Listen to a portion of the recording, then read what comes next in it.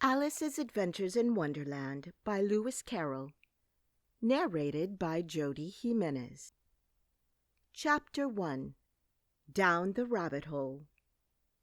Alice was beginning to get very tired of sitting by her sister on the bank and of having nothing to do. Once or twice she had peeped into the book her sister was reading, but it had no pictures or conversations in it. "And what is the use of a book," thought Alice, "without pictures or conversations?" So she was considering in her own mind, as well as she could, for the hot day made her feel very sleepy and stupid, whether the pleasure of making a daisy chain would be worth the trouble of getting up and picking the daisies, when suddenly a white rabbit with pink eyes ran close by her. There was nothing so very remarkable in that, nor did Alice think it so very much out of the way to hear the rabbit say to itself, oh dear, I shall be late." When she thought it over afterwards, it occurred to her that she ought to have wondered at this, but at the same time it all seemed quite natural. But when the rabbit actually took a watch out of its waistcoat pocket and looked at it and then hurried on, Alice started to her feet, for it flashed across her mind that she had never before seen a rabbit with either a waistcoat pocket or a watch to take out of it, and burning with curiosity, she ran across the field after it, and fortunately was just in time to see it pop down a large rabbit hole under the hedge. In another moment down went Alice after it, never once considering how in the world she was going to get out again. The rabbit hole went straight on like a tunnel for some way, and then dipped suddenly down, so suddenly that Alice had not a moment to think about stopping herself before she found herself falling down a very deep well. Either the well was very deep, or she fell very slowly, for she had plenty of time as she went down to look about her and to wonder what was going to happen next. First she tried to look down and make out what she was coming to, but it was too dark to see anything. Then she looked at the sides of the well and noticed that they were filled with cupboards and bookshelves. Here and there she saw maps and pictures hung upon pegs. She took down a jar from one of the shelves as she passed. It was labeled orange marmalade, but to her great disappointment it was empty. She did not like to drop the jar for fear of killing somebody underneath, so managed to put it onto one of the cupboards as she fell past it. "Well," thought Alice to herself, "after such a fall as this, I shall think nothing of tumbling downstairs. How brave they'll all think me at home! Why, I wouldn't say anything about it, even if I fell off the top of the house." Which was very likely true. Down, down, down. Would the fall never come to an end? "I wonder how many miles I've fallen by this time," she said aloud. "I must be getting somewhere near the center of the earth. Let me see. That would be 4,000 miles down, I think." For you see, Alice had learnt several things of this sort in her lessons in the schoolroom, and though this was not a very good opportunity for showing off her knowledge, as there was no one to listen to her, still it was good practice to say it over. "Yes, that's about the right distance. But then I wonder what latitude or longitude I've got to." Alice had no idea what latitude was, or longitude either, but thought they were nice grand words to say. Presently she began again. "I wonder if I shall fall right through the earth. How funny it'll seem to come out among the people that walk with their heads downward. The antipathies, I think." She was rather glad there was no one listening this time, as it didn't sound at all the right word. "But I shall have to ask them what the name of the country is, you know. Please, ma'am, is this New Zealand or Australia?" And she tried to curtsy as she spoke. Fancy curtsying as you're falling through the air. Do you think you could manage it? "And what an ignorant little girl she'll think me for asking. No, it'll never do to ask. Perhaps I shall see it written up somewhere." Down, down, down. There was nothing else to do, so Alice soon began talking again. Dinah will miss me very much tonight, I shall think. Dinah was the cat. I hope they'll remember her saucer of milk at tea time. Dinah, my dear, I wish you were down here with me. There are no mice in the air, I'm afraid, but you might catch a bat, and that's very like a mouse, you know. But do cats eat bats, I wonder? And here Alice began to get rather sleepy, and went on saying to herself in a dreamy sort of way, Do cats eat bats? Do cats eat bats? And sometimes, do bats eat cats? For you see, as she couldn't answer either question, it didn't matter much which way she put it. She felt that she was dozing off and had just begun to dream that she was walking hand in hand with Dinah and saying to her very earnestly, Now, Dinah, tell me the truth. Did you ever eat a bat? When suddenly, thump, thump, down she came upon a heap of sticks and dry leaves, and the fall was over. Alice was not a bit hurt, and she jumped up on her feet in a moment. She looked up, but it was all dark overhead. Before her was another long passage, and the White Rabbit was still in sight, hurrying down it. There was not a moment to be lost. Away went Alice like the wind, and was just in time to hear it say as it turned a corner, Oh, my ears and whiskers, how late it's getting! She was close behind it when she turned the corner, but the rabbit was no longer to be seen. She found herself in a long, low hall, which was lit up by a row of lamps hanging from the roof. There were doors all round the hall, but they were all locked, and when Alice had been all the way down one side and up the other, trying every door, she walked sadly down the middle, wondering how she was ever to get out again. Suddenly she came upon a little three-legged table, all made of solid glass. There was nothing on it except a tiny golden key, and Alice's first thought was that it might belong to one of the doors of the hall. But alas, either the locks were too large or the key was too small, but at any rate it would not open any of them. However, on the second time round, she came upon a low curtain she had not noticed before, and behind it was a little door about 15 inches high. She tried the little golden key in the lock, and to her great delight, it fitted. Alice opened the door and found that it led into a small passage, not much larger than a rat-hole. She knelt down and looked along the passage into the loveliest garden you ever saw. How she longed to get out of that dark hall and wander about among those beds of bright flowers and those cool fountains. But she could not even get her head through the doorway. And even if my head would go through, thought poor Alice, it would be of very little use without my shoulders. Oh, how I wish I could shut up like a telescope. I think I could if I only knew how to begin. For you see, so many out-of-the-way things had happened lately that Alice had begun to think that very few things indeed were really impossible. There seemed to be no use in waiting by the little door, so she went back to the table, half hoping she might find another key on it, or at any rate a book of rules for shutting people up like telescopes. This time she found a little bottle on it. Which certainly was not here before, said Alice. And round the neck of the bottle was a paper label with the words, Drink Me, beautifully printed on it in large letters. It was all very well to say drink me, but the wise little Alice was not going to do that in a hurry. No, I'll look first, she said, and see if whether it's marked poison or not.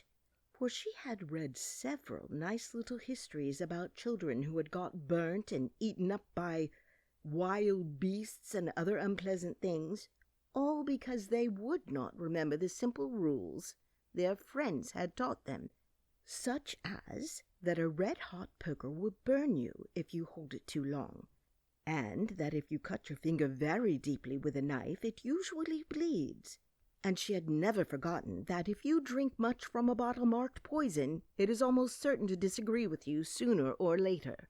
However, this bottle was not marked poison, so Alice ventured to taste it, and finding it very nice.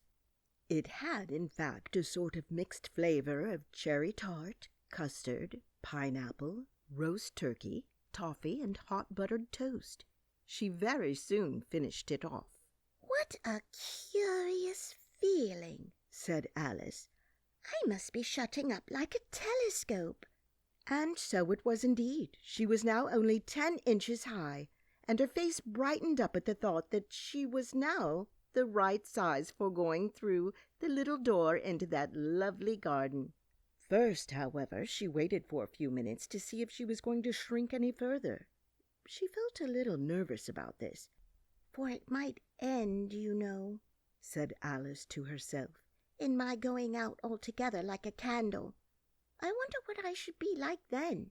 And she tried to fancy what the flame of a candle is like after the candle is blown out, for she could not remember ever having seen such a thing. After a while, finding that nothing more happened, she decided on going into the garden at once. But alas for poor Alice! When she got to the door she found she had forgotten the little golden key, and when she went back to the table for it, she found she could not possibly reach it. She could see it quite plainly through the glass, and she tried her best to climb up one of the legs of the table, but it was too slippery. And when she had tired herself out with trying, the poor little thing sat down and cried. "Come, there's no use in crying like that," said Alice to herself rather sharply. "I advise you to leave off this minute." She generally gave herself very good advice, though she very seldom followed it, and sometimes she scolded herself so severely as to bring tears into her eyes. And once she remembered trying to box her own ears for having cheated herself in a game of croquet she was playing against herself, for this curious child was very fond of pretending to be two people. "But it's no use now," thought Alice, "to pretend to be two people. Why, there's hardly enough of me left to make one respectable person." Soon her eye fell on a little glass box that was lying under the table. She opened it and found in it a very small cake on which the words "Eat me" were beautifully marked in currants. "Well, I'll eat it," said Alice, "and if it makes me grow larger I can reach the key, and if it makes me grow smaller I can creep under the door. So either way I'll get into the garden, and I don't care which happens." She ate a little bit and said anxiously to herself, "Which way? Which way?" holding her hand on the top of her head to feel which way it was growing, and she was quite surprised to find that she remained the same size. To be sure, this generally happens when one eats cake, but Alice had got so much into the way of expecting nothing but out-of-the-way things to happen that it seemed quite dull and stupid for life to go on in the common way. So she set to work, and very soon finished off the cake. Chapter 2. The Pool of Tears.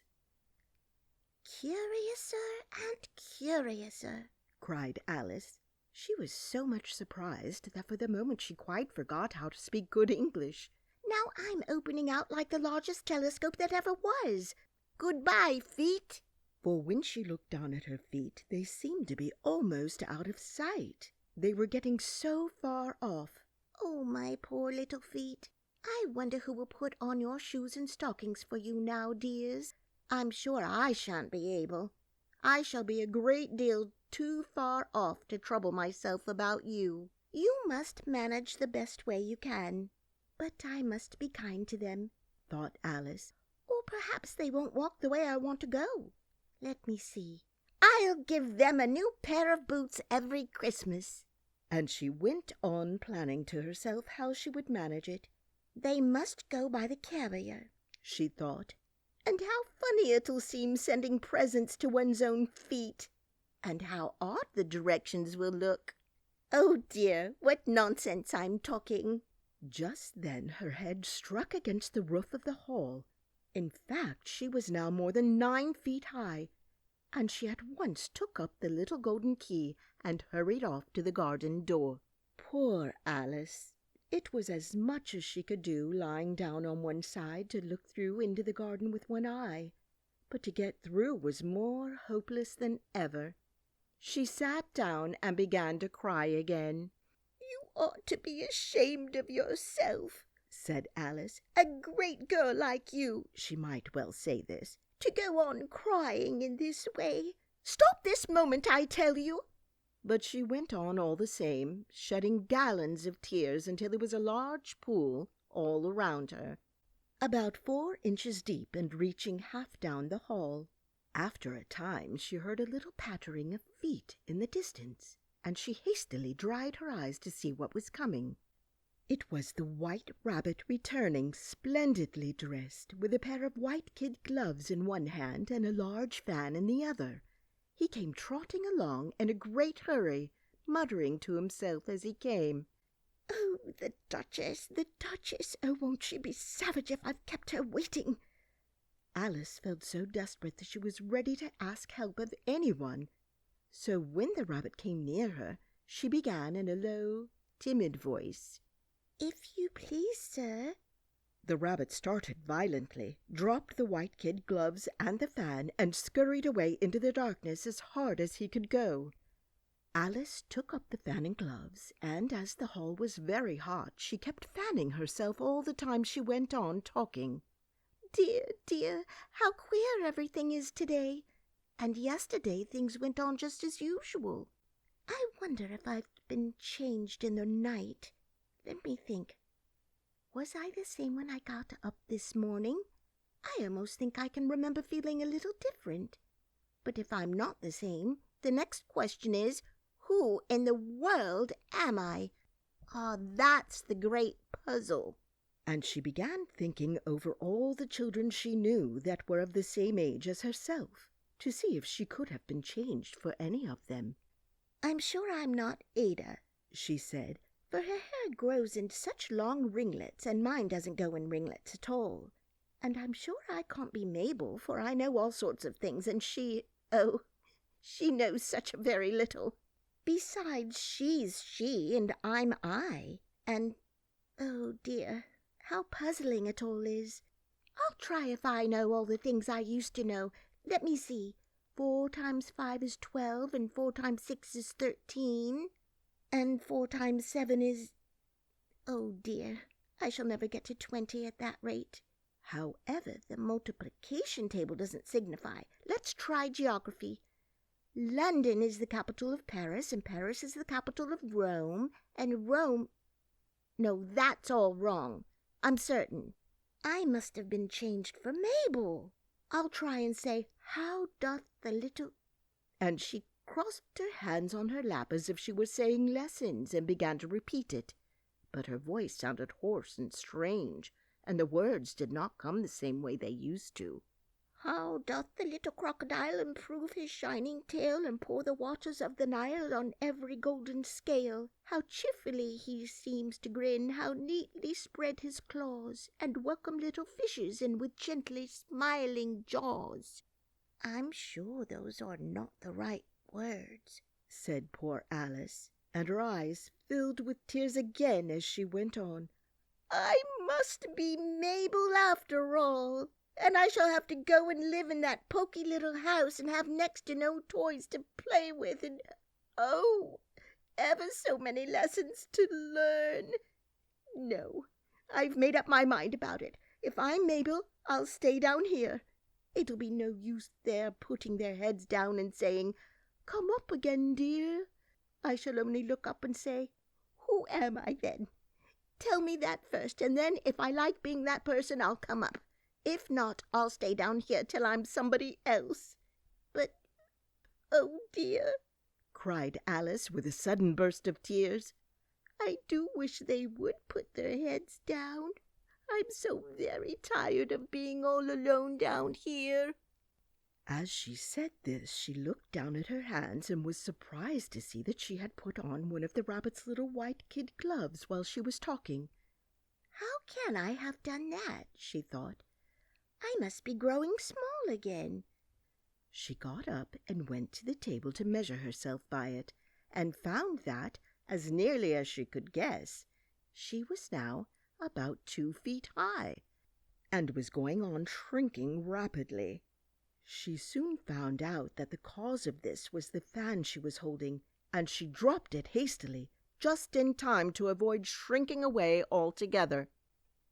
That was a narrow escape, said Alice, a good deal frightened at the sudden change, but very glad to find herself still in existence. And now for the garden. And she ran with all speed back to the little door. But alas, the little door was shut again, and the little golden key was lying on the glass table as before. And things are worse than ever, thought the poor child, for I never was so small as this before, never, and I declare it's too bad that it is. As she said these words, her foot slipped, and in another moment, splash, she was up to her chin in salt water. Her first idea was that she had somehow fallen into the sea. And in that case I can go back by railway, she said to herself. Alice had been to the seaside once in her life, and had come to the general conclusion that wherever you go to on the English coast, you find a number of bathing machines in the sea, some children digging in the sand with wooden spades, then a row of lodging houses, and behind them a railway station. However, she soon made out that she was in the pool of tears which she had wept when she was 9 feet high. I wish I hadn't cried so much, said Alice as she swam about trying to find her way out. I shall be punished for it now, I suppose, by being drowned in my own tears. That will be a queer thing, to be sure. However, everything is queer today. Just then she heard something splashing about in the pool a little way off, and she swam nearer to make out what it was. At first she thought it must be a walrus or hippopotamus, but then she remembered how small she was now, and she soon made out that it was only a mouse that had slipped in like herself. Would it be of any use now, thought Alice, to speak to this mouse? Everything is so out of the way down here that I should think very likely it can talk. At any rate, there's no harm in trying. So she began. Oh, Mouse, do you know the way out of this pool? I'm very tired of swimming about here. Oh, Mouse! Alice thought this must be the right way of speaking to a mouse. She had never done such a thing before, but she remembered having seen in her brother's Latin grammar, "A mouse of a mouse to a mouse, O mouse." The mouse looked at her rather inquisitively and seemed to her to wink with one of its little eyes, but it said nothing. Perhaps it doesn't understand English, thought Alice. I dare say it's a French mouse, come over with William the Conqueror. For with all her knowledge of history, Alice had no very clear notion how long ago anything had happened. So she began again. Où est ma chatte? Which was the first sentence in her French lesson book. The mouse gave a sudden leap out of the water and seemed to quiver all over with fright. Oh, I beg your pardon, cried Alice hastily, afraid that she had hurt the poor animal's feelings. I quite forgot you didn't like cats. Not like cats, cried the mouse in a shrill, passionate voice. Would you like cats if you were me? Well, perhaps not, said Alice in a soothing tone. Don't be angry about it. And yet I wish I could show you our cat Dinah. I think you'd take a fancy to cats if you could only see her. She is such a dear, quiet thing, Alice went on half to herself as she swam lazily about in the pool. And she sits purring so nicely by the fire, licking her paws and washing her face. And she is such a nice, soft thing to nurse. And she's such a capital one for catching mice. Oh, I beg your pardon, cried Alice again, for this time the mouse was bristling all over, and she felt certain it must really be offended. We won't talk about her any more if you'd rather not." "We indeed!" cried the mouse, who was trembling down to the end of his tail. "As if I would talk on such a subject! Our family always hated cats. Nasty, low, vulgar things. Don't let me hear the name again." "I won't, indeed," said Alice, in a great hurry to change the subject of conversation. Are you fond of dogs?" The mouse did not answer, so Alice went on eagerly. "There's such a nice little dog near our house I should like to show you. A little bright-eyed terrier, you know, with oh, such long curly brown hair. And it'll fetch things when you throw them, and it'll sit up and beg for its dinner and all sorts of things. I can't remember half of them. And it belongs to a farmer, you know, and he says it's so useful it's worth 100 pounds. He says it kills all the rats and—" "Oh, dear!" cried Alice in a sorrowful tone. "I'm afraid I've offended it again." For the mouse was swimming away from her as hard as it could go and making quite a commotion in the pool as it went. So she called softly after it, "Mouse, dear, do come back again, and we won't talk about cats or dogs either, if you don't like them." When the mouse heard this, it turned round and swam slowly back to her, its face as quite pale with passion, Alice thought, and it said in a low, trembling voice, "Let us get to the shore, and then I'll tell you my history, and you'll understand why it is I hate cats and dogs." It was high time to go, for the pool was getting quite crowded with the birds and animals that had fallen into it. There were a duck and a dodo, a lory and an eaglet, and several other curious creatures. Alice led the way, and the whole party swam to the shore. Chapter 3. A Caucus Race and a Long Tail. They were indeed a queer-looking party that assembled on the bank, the birds with draggled feathers, the animals with their fur clinging close to them, and all dripping wet, cross, and uncomfortable. The first question, of course, was how to get dry again. They had a consultation about this, and after a few minutes it seemed quite natural to Alice to find herself talking familiarly with them, as if she had known them all her life. Indeed, she had quite a long argument with the lory, who at last turned sulky and would only say, "I am older than you and must know better." And Alice would not allow without knowing how old it was, and as the lory positively refused to tell its age, there was no more to be said. At last the mouse, who seemed to be a person of authority among them, called out, "Sit down, all of you, and listen to me. I'll soon make you dry enough." They all sat down at once in a large ring, with the mouse in the middle. Alice kept her eyes anxiously fixed on it, for she felt sure she would catch a bad cold if she did not get dry very soon. "Ahem," said the mouse with an important air. "Are you all ready? This is the driest thing I know. Silence all around, if you please. William the Conqueror, whose cause was favored by the Pope, was soon submitted to by the English, who wanted leaders and had been of late much accustomed to usurpation and conquest. Edwin and Morcar, the Earls of Mercia and Northumbria—" "Ugh!" said the lory with a shiver. "I beg your pardon," said the mouse, frowning, but very politely. "Did you speak?" "Not I," said the lory hastily. "I thought you did," said the mouse. "I proceed. Edwin and Morcar, the Earls of Mercia and Northumbria, declared for him, and even Stigand, the patriotic Archbishop of Canterbury, found it advisable." "Found what?" said the duck. "Found it," the mouse replied rather crossly. "Of course you know what it means." "I know what it means well enough when I find a thing," said the duck.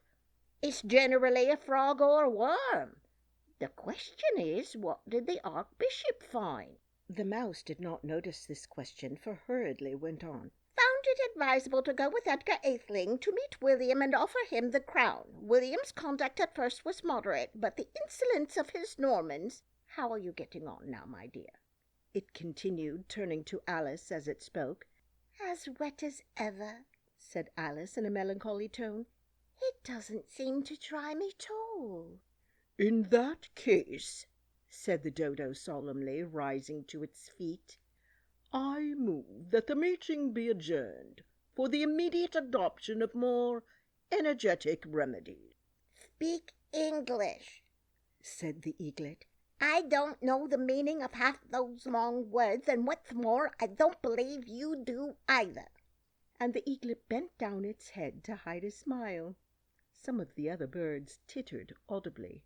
"What I was going to say," said the dodo in an offended tone, "was that the best thing to get astride would be a caucus race."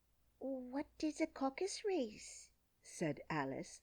Not that she wanted much to know, but the dodo had paused, as if it thought that somebody ought to speak, and no one else seemed inclined to say anything. "Why," said the dodo, "the best way to explain it is to do it. And as you might like to try the thing yourself some winter day, I will tell you how the dodo managed it. First, it marked out a race course in a sort of circle. "The exact shape doesn't matter," it said. And then all the party were placed along the course, here and there.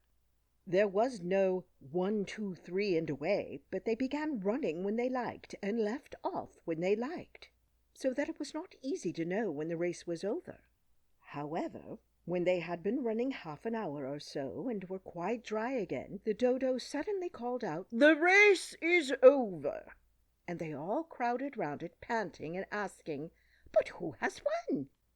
This question the dodo could not answer without a great deal of thought, and it sat for a long time with one finger pressed upon its forehead, the position in which you usually see Shakespeare in the pictures of him, while the rest waited in silence. At last the dodo said, "Everybody has won, and all must have prizes." "But who is to give the prizes?" quite a chorus of voices asked. "Why, she, of course," said the dodo, pointing to Alice with one finger, and the whole party at once crowded round her, calling out in a confused way, "Prizes! Prizes!" Alice had no idea what to do, and in despair she put her hand in her pocket and pulled out a box of comfits. Luckily the salt water had not got into it, and handed them around as prizes. There was exactly one apiece all round. "But she must have a prize herself, you know," said the mouse. "Of course," the dodo replied very gravely. "What else have you got in your pocket?" he went on, turning to Alice. Only a thimble," said Alice sadly. "Hand it over here," said the dodo. Then they all crowded round her once more, while the dodo solemnly presented the thimble, saying, "We beg your acceptance of this elegant thimble." And when it had finished this short speech, they all cheered.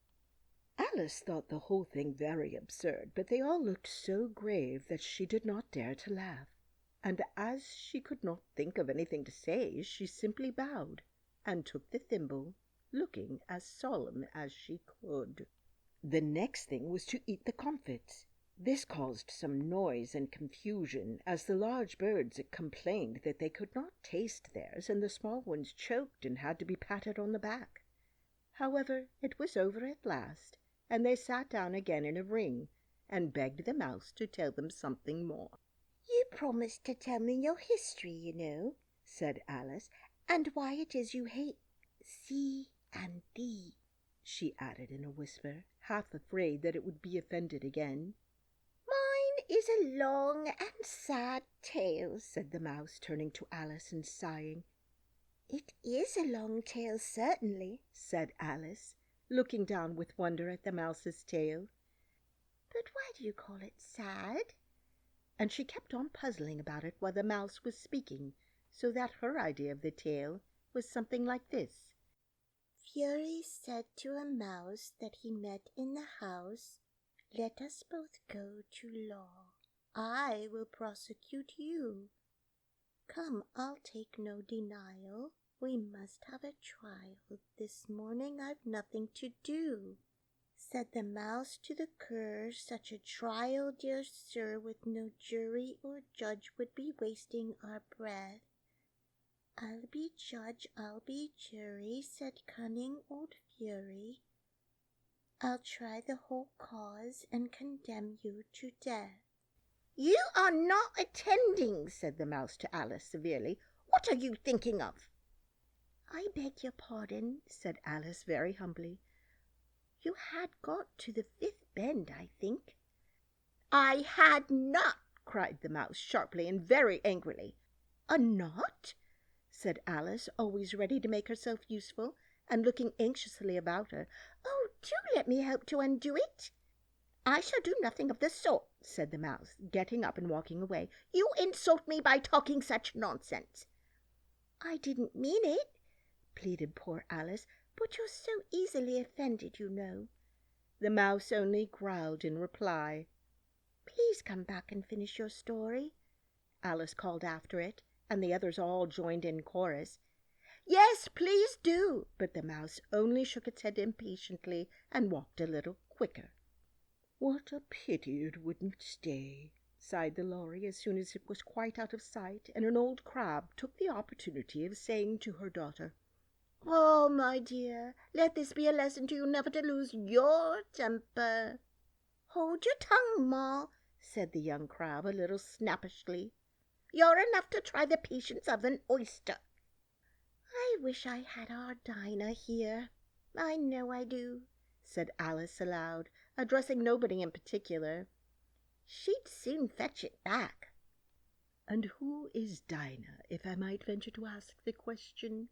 said the Lory. Alice replied eagerly, for she was always ready to talk about her pet.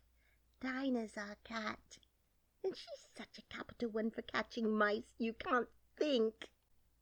And, oh, I wish you could see her after the birds. Well, she'll eat a little bird as soon as it looks at it." This speech caused a remarkable sensation among the party. Some of the birds hurried off at once. One old magpie began wrapping itself up very carefully, remarking, "I really must be getting home. The night air doesn't suit my throat." And a canary called out in a trembling voice to its children, "Come away, my dears. It's time you were all in bed." On various pretexts they all moved off, and Alice was soon left alone. "I wish I hadn't mentioned Dinah," she said to herself in a melancholy tone. "Nobody seems to like her down here, and I'm sure she's the best cat in the world. Oh, my dear Dinah, I wonder if I shall ever see you any more." And here poor Alice began to cry again, for she felt very lonely and low-spirited. In a little while, however, she again heard a little pattering of footsteps in the distance, and she looked up eagerly, half hoping that the mouse had changed his mind and was coming back to finish his story. Chapter 4. The Rabbit Sends in a Little Bill. It was the White Rabbit, trotting slowly back again and looking anxiously about as it went, as if it had lost something, and she heard it muttering to itself, the Duchess, oh, my dear paws, oh, my fur and whiskers, shall get me executed, as sure as ferrets are ferrets. Where can I have dropped them, I wonder?" Alice guessed in a moment that it was looking for the fan and the pair of white kid gloves, and she very good-naturedly began hunting about for them, but they were nowhere to be seen. Everything seemed to have changed since her swim in the pool, and the great hall with the glass table and the little door had vanished completely. Very soon the White Rabbit noticed Alice as she went hunting about, and called out to her in an angry tone, "Why, Mary Ann, what are you doing out here? Run home this moment and fetch me a pair of gloves and a fan. Quick now!" And Alice was so much frightened that she ran off at once in the direction it pointed to, without trying to explain the mistake it had made. "He took me for his housemaid," she said to herself as she ran. "How surprised he'll be when he finds out who I am. But I'd better take him his fan and gloves, that is, if I can find them."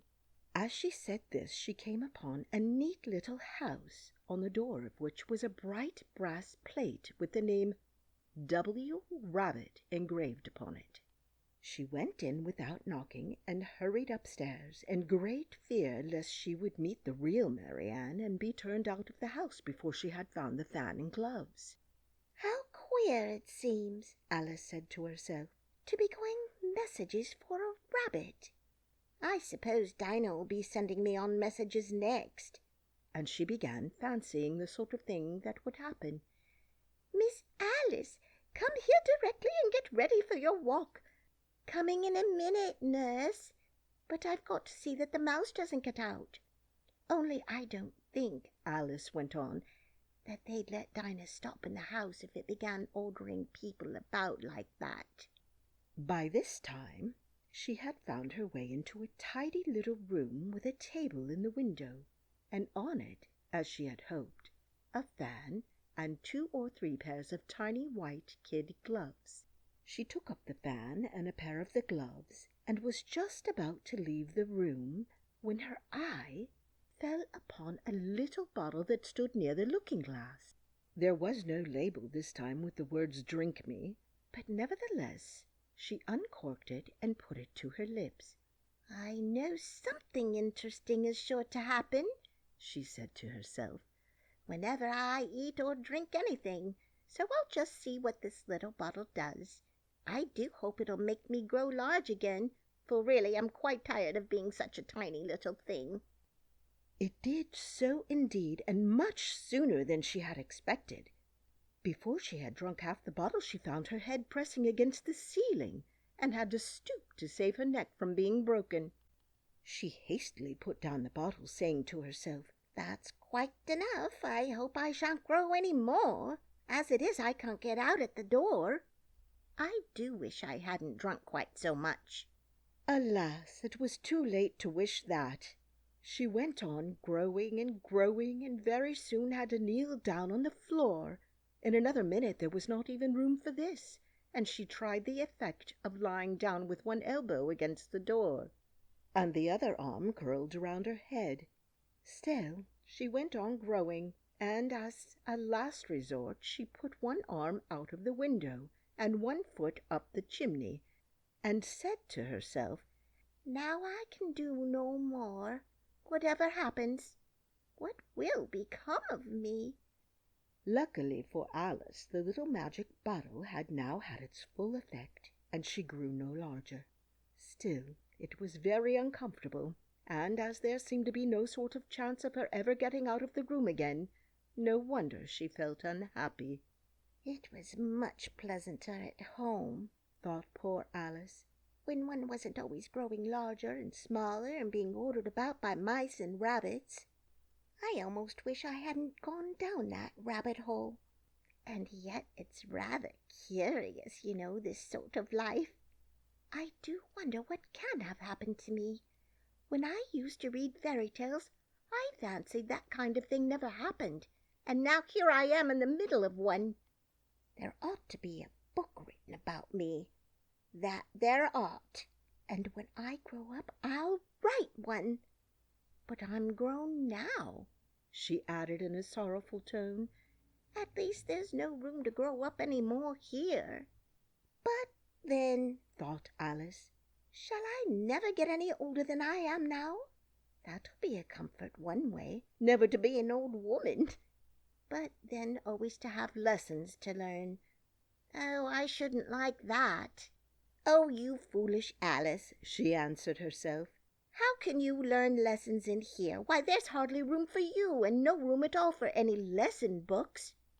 And so she went on, taking first one side and then the other, and making quite a conversation of it altogether. But after a few minutes she heard a voice outside and stopped to listen. "Mary Ann, Mary Ann," said the voice, "fetch me my gloves this moment." Then came a little pattering of feet on the stairs. Alice knew it was the rabbit coming to look for her, and she trembled till she shook the house, quite forgetting that she was now about 1,000 times as large as the rabbit and had no reason to be afraid of it. Presently the rabbit came up to the door and tried to open it, but as the door opened inwards and Alice's elbow was pressed hard against it, that attempt proved a failure. Alice heard it say to itself, "Then I'll go round and get in at the window." "That you won't," thought Alice, and after waiting till she fancied she heard the rabbit just under the window, she suddenly spread out her hand and made a snatch in the air. She did not get hold of anything, but she heard a little shriek and fall and a crash of broken glass, from which she concluded that it was just possible it had fallen into a cucumber frame or something of the sort. Next came an angry voice, the rabbit's.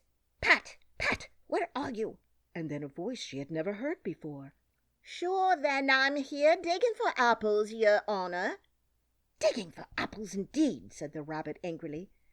"Here, come and help me out of this." Sounds of more broken glass. "Now tell me, Pat, what's that in the window?" "Sure it's an arum, your honor." He pronounced it arum. "An arm, you goose! Who ever saw one that size? Why, it fills the whole window." "Sure it does, your honor, but it's an arm for all that." "Well, it's got no business here at any rate. Go and take it away." There was a long silence after this, and Alice could only hear whispers, and now and then such as, "Sure I don't like it, your honor, at all. At all." "Do as I tell you, you coward." And at last she spread out her hand again and made another snatch in the air. This time there were 2 little shrieks and more sounds of broken glass. "What a number of cucumber frames there must be," thought Alice. "I wonder what they'll do next. As for pulling me out of the window, I only wish they could. I'm sure I don't want to stay in here any longer." She waited for some time without hearing anything more. At last came a rumbling of little cartwheels and the sound of a good many voices all talking together. She made out the words, "Where's the other ladder? Why, I hadn't to bring but one. Bill's got the other. Bill, fetch it here, lad. Here, put 'em up at this corner. No, tie 'em together first. They don't reach half high enough. Oh, they'll do well enough. Don't be particular. Here, Bill, catch hold of this rope. Will the roof bear? Mind that loose slate. Oh, it's coming down. Heads below." A loud crash. "Now, who did that? It was Bill, I fancy. Who's to go down the chimney? Nay, I shan't. You do it." "That I won't, then. Bill's to go down. Here, Bill, the master says you're to go down the chimney." "Oh, so Bill's got to come down the chimney, has he?" said Alice to herself. "Shy, they seem to put everything upon Bill. I wouldn't be in Bill's place for a good deal. This fireplace is narrow, to be sure, but I think I can kick a little." She drew her foot as far down the chimney as she could and waited till she heard a little animal. She couldn't guess of what sort it was, scratching and scrambling about in the chimney close above her. Then saying to herself, "This is Bill," she gave one sharp kick and waited to see what would happen next. The first thing she heard was a general chorus of "There goes Bill!" Then the rabbit's voice along, "Catch 'em! You by the hedge!" Then silence, and then another confusion of voices, "Hold up his head! Brandy, now, don't choke him! How was it, old fellow? What had happened to you? Tell us all about it." Last came a little feeble squeaking voice. "That's Bill," thought Alice. "Well, I hardly know. No more, thank ye. I'm better now. But I'm a deal too flustered to tell you. All I know is something comes at me like a jack-in-the-box, and up I goes like a skyrocket." "So you did, old fellow," said the others. "We must burn the house down," said the rabbit's voice, and Alice called out as loud as she could, "If you do, I'll set Dinah at you." There was a dead silence instantly, and Alice thought to herself, I wonder what they will do next. If they had any sense, they'd take the roof off." After a minute or two they began moving about again, and Alice heard the rabbit say, "A barrowful will do to begin with." "A barrowful of what?" thought Alice, but she had not long to doubt, for the next moment a shower of little pebbles came rattling in at the window, and some of them hit her in the face. "I'll put a stop to this," she said to herself, and shouted out, "You'd better not do that again," which produced another dead silence. Alice noticed with some surprise that the pebbles were all turning into little cakes as they lay on the floor, and a bright idea came into her head. "If I eat one of these cakes," she thought, "it's sure to make me some change in my size, and as it can't possibly make me larger, it must make me smaller, I suppose." So she swallowed one of the cakes and was delighted to find that she began shrinking directly. As soon as she was small enough to get through the door, she ran out of the house and found quite a crowd of little animals and birds waiting outside. The poor little lizard Bill was in the middle, being held up by 2 guinea pigs who were giving it something out of a bottle. They all made a rush at Alice the moment she appeared, but she ran off as hard as she could and soon found herself safe in a thick wood. "The first thing I've got to do," said Alice to herself as she wandered about in the woods, "is to grow to my right size again, and the second thing is to find my way into that lovely garden. I think that will be the best plan." It sounded an excellent plan, no doubt, and very neatly and simply arranged. The only difficulty was that she had not the smallest idea how to set about it, and while she was peering about anxiously among the trees, a sharp bark just over her head made her look up in a great hurry. An enormous puppy was looking down at her with large round eyes and feebly stretching out one paw, trying to touch her.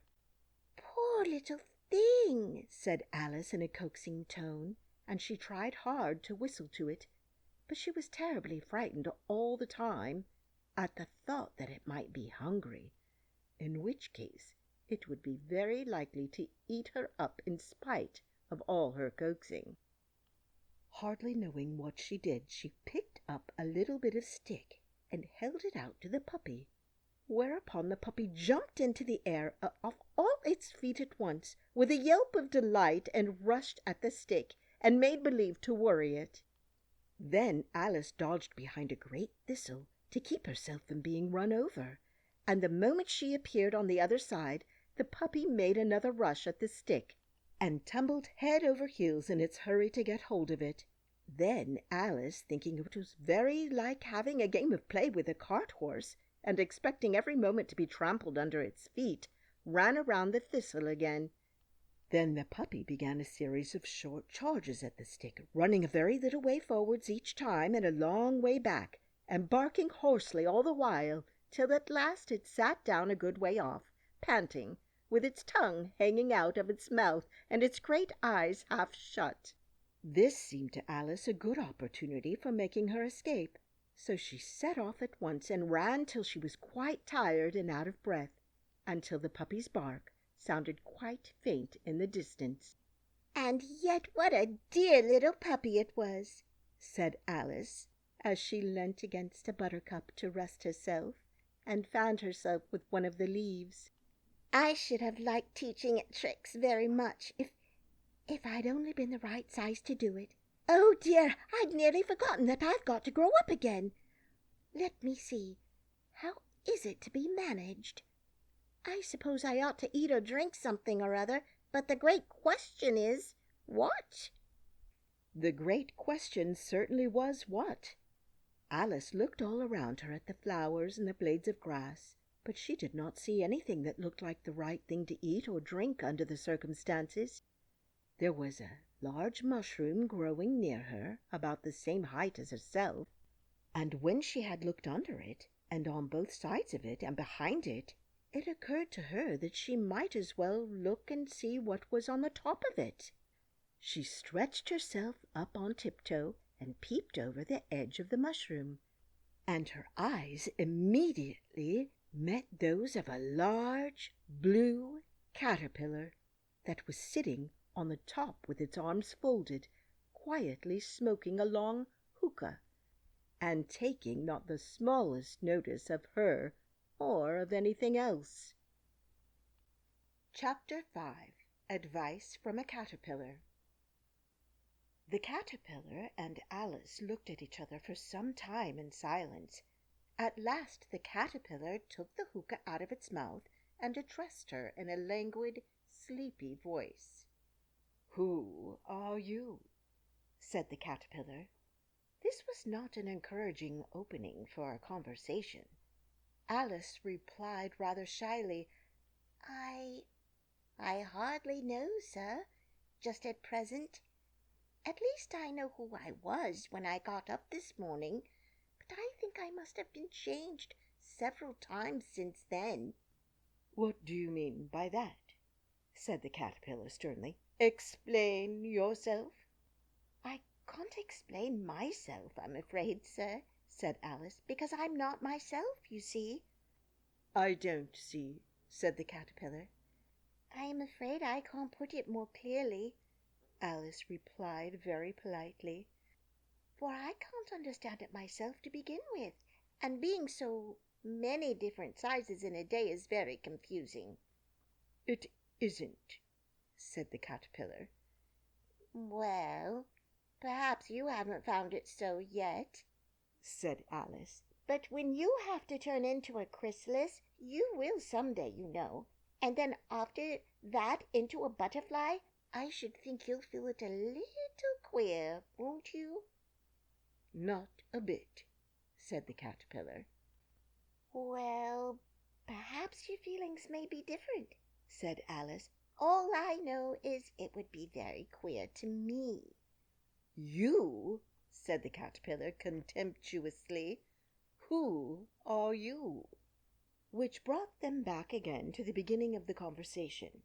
Alice felt a little irritated at the caterpillar's making such very short remarks, and she drew herself up and said very gravely, "I think you ought to tell me who you are first."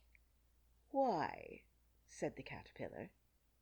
Here was another puzzling question, and as Alice could not think of any good reason, and as the caterpillar seemed to be in a very unpleasant state of mind, she turned away.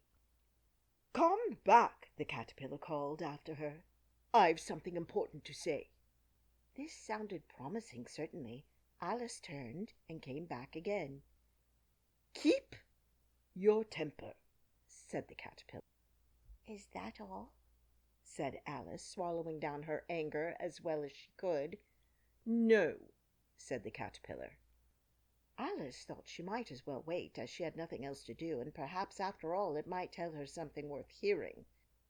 For some minutes it puffed away without speaking, but at last it unfolded its arms, took the hookah out of its mouth again, and said, "So you think you're changed, do you?" "I'm afraid I am, sir," said Alice. "I can't remember things as I used, and I don't keep the same size for 10 minutes together." "Can't remember what things?" said the caterpillar. "Well, I've tried to say, 'How doth the little busy bee?' but it all came different," Alice replied in a very melancholy voice. "Repeat, 'You are old Father William,'" said the caterpillar. Alice folded her hands and began.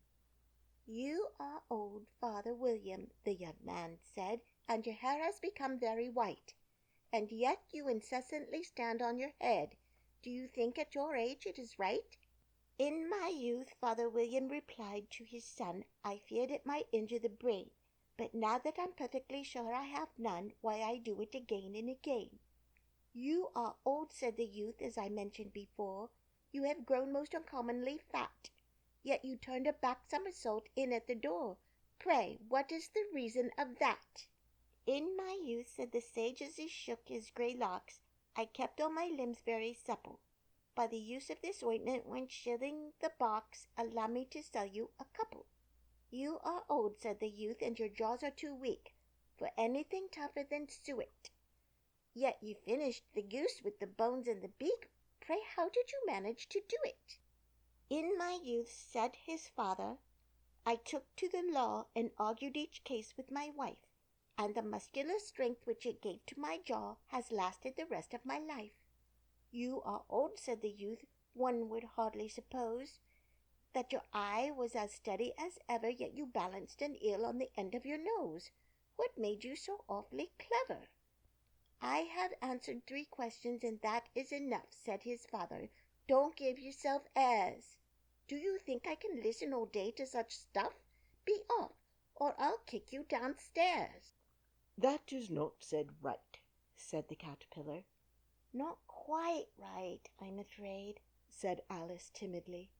Some of the words have got altered. It is wrong from beginning to end, said the caterpillar decidedly, and there was silence for some minutes. The caterpillar was the first to speak. What size do you want to be? It asked. Oh, I'm not particular as to size, Alice hastily replied. Only one doesn't like changing so often, you know. I don't know, said the caterpillar. Alice said nothing. She had never been so much contradicted in her life before, and she felt that she was losing her temper. Are you content now? Said the caterpillar. Well, I should like to be a little larger, sir, if you wouldn't mind, said Alice. 3 inches is such a wretched height to be. It is a very good height indeed, said the caterpillar angrily, rearing itself upright as it spoke. It was exactly 3 inches high. But I'm not used to it, pleaded poor Alice in a piteous tone, and she thought of herself. I wish the creatures wouldn't be so easily offended. You'll get used to it in time, said the caterpillar, and it put the hookah into its mouth and began smoking again. This time Alice waited patiently until it chose to speak again. In a minute or 2 the caterpillar took the hookah out of its mouth and yawned once or twice and shook itself. Then it got down off the mushroom and crawled away in the grass, merely remarking as it went, "One side will make you grow taller, and the other side will make you grow shorter." One side of what? The other side of what? Thought Alice to herself. Of the mushroom, said the caterpillar, just as if she had asked it aloud, and in another moment it was out of sight. Alice remained looking thoughtfully at the mushroom for a minute, trying to make out which were the 2 sides of it, and as it was perfectly round she found this a very difficult question. However, at last she stretched her arms round it as far as they would go, and broke off a bit of the edge with each hand. And now, which is which? She said to herself, and nibbled a little of the right-hand bit to try the effect. The next moment she felt a violent blow underneath her chin. It had struck her foot. She was a good deal frightened by this very sudden change, but she felt that there was no time to be lost, as she was shrinking rapidly. So she set to work at once to eat some of the other bit. Her chin was pressed so closely against her foot that there was hardly room to open her mouth, but she did it at last and managed to swallow a morsel of the left-hand bit. "Come, my head's free at last," said Alice in a tone of delight, which changed into alarm in another moment when she found that her shoulders were nowhere to be found. All she could see when she looked down was an immense length of neck which seemed to rise like a stalk out of a sea of green leaves that lay far below her. "What can all the green stuff be?" said Alice. "And where have my shoulders got to? And oh, my poor hands, how is it I can't see you?" She was moving them about as she spoke, but no result seemed to follow, except a little shaking among the distant green leaves. As there seemed to be no chance of getting her hands up to her head, she tried to get her head down to them, and was delighted to find that her neck would bend about easily in any direction. Like a serpent, she had just succeeded in curving it down into a graceful zigzag, and was going to dive in among the leaves, which she found to be nothing but the tops of the trees under which she had been wandering, when a sharp hiss made her draw back in a hurry. A large pigeon had flown into her face and was beating her violently with its wings. "Serpent!" screamed the pigeon. "Oh, I'm not a serpent," said Alice indignantly. "Let me alone. Serpent, I say again," repeated the pigeon, but in a more subdued tone, and added with a kind of sob, "I've tried every way and nothing seems to suit them." "I haven't the least idea what you're talking about," said Alice. "I've tried the roots of trees, and I've tried banks, and I've tried hedges," the pigeon went on without attending to her. "but those serpents, there's no pleasing them." Alice was more and more puzzled, but she thought there was no use in saying anything more till the pigeon had finished. "As if it wasn't trouble enough hatching the eggs," said the pigeon, "but I must be on the lookout for serpents night and day. Why, I haven't had a wink of sleep these 3 weeks." "Oh, I'm very sorry you've been annoyed," said Alice, who was beginning to see its meaning. "And just as I'd taken the highest tree in the wood," continued the pigeon, raising its voice to a shriek, "and just as I was thinking I should be free of them at last, they must needs come wriggling down from the sky. Oh, serpent!" "But I'm not a serpent, I tell you," said Alice. I'm a... "Well, what are you?" said the pigeon. "I can see you're trying to invent something." I'm a little girl," said Alice rather doubtfully, as she remembered the number of changes she had gone through that day. "A likely story indeed," said the pigeon in a tone of the deepest contempt. "I've seen a good many little girls in my time, but never one with such a neck as that. No, you're a serpent, and there's no use denying it. I suppose you're telling me next that you never tasted an egg." "Well, I have tasted eggs, certainly," said Alice, who was a very truthful child. "but little girls eat eggs quite as much as serpents do, you know." "I don't believe it," said the pigeon. "But if they do, why then they're a kind of serpent. That's all I can say." This is such a new idea to Alice that she was quite silent for a minute or two, which gave the pigeon the opportunity of adding, "You're looking for eggs, I know that well enough. And what does it matter to me whether you're a little girl or a serpent?" "It matters a good deal to me," said Alice hastily. "But I'm not looking for eggs as it happens, and if I was I shouldn't want yours. I don't like them raw." "Well, be off then," said the pigeon in a sulky tone as it settled down again into its nest. Alice crouched down among the trees as well as she could, for her neck kept getting entangled among the branches, and every now and then she had to stop and untwist it. After a while she remembered that she still held the pieces of mushroom in her hands, and she set to work very carefully, nibbling first at one and then at the other, and growing sometimes taller and sometimes shorter, until she had succeeded in bringing herself down to her usual height.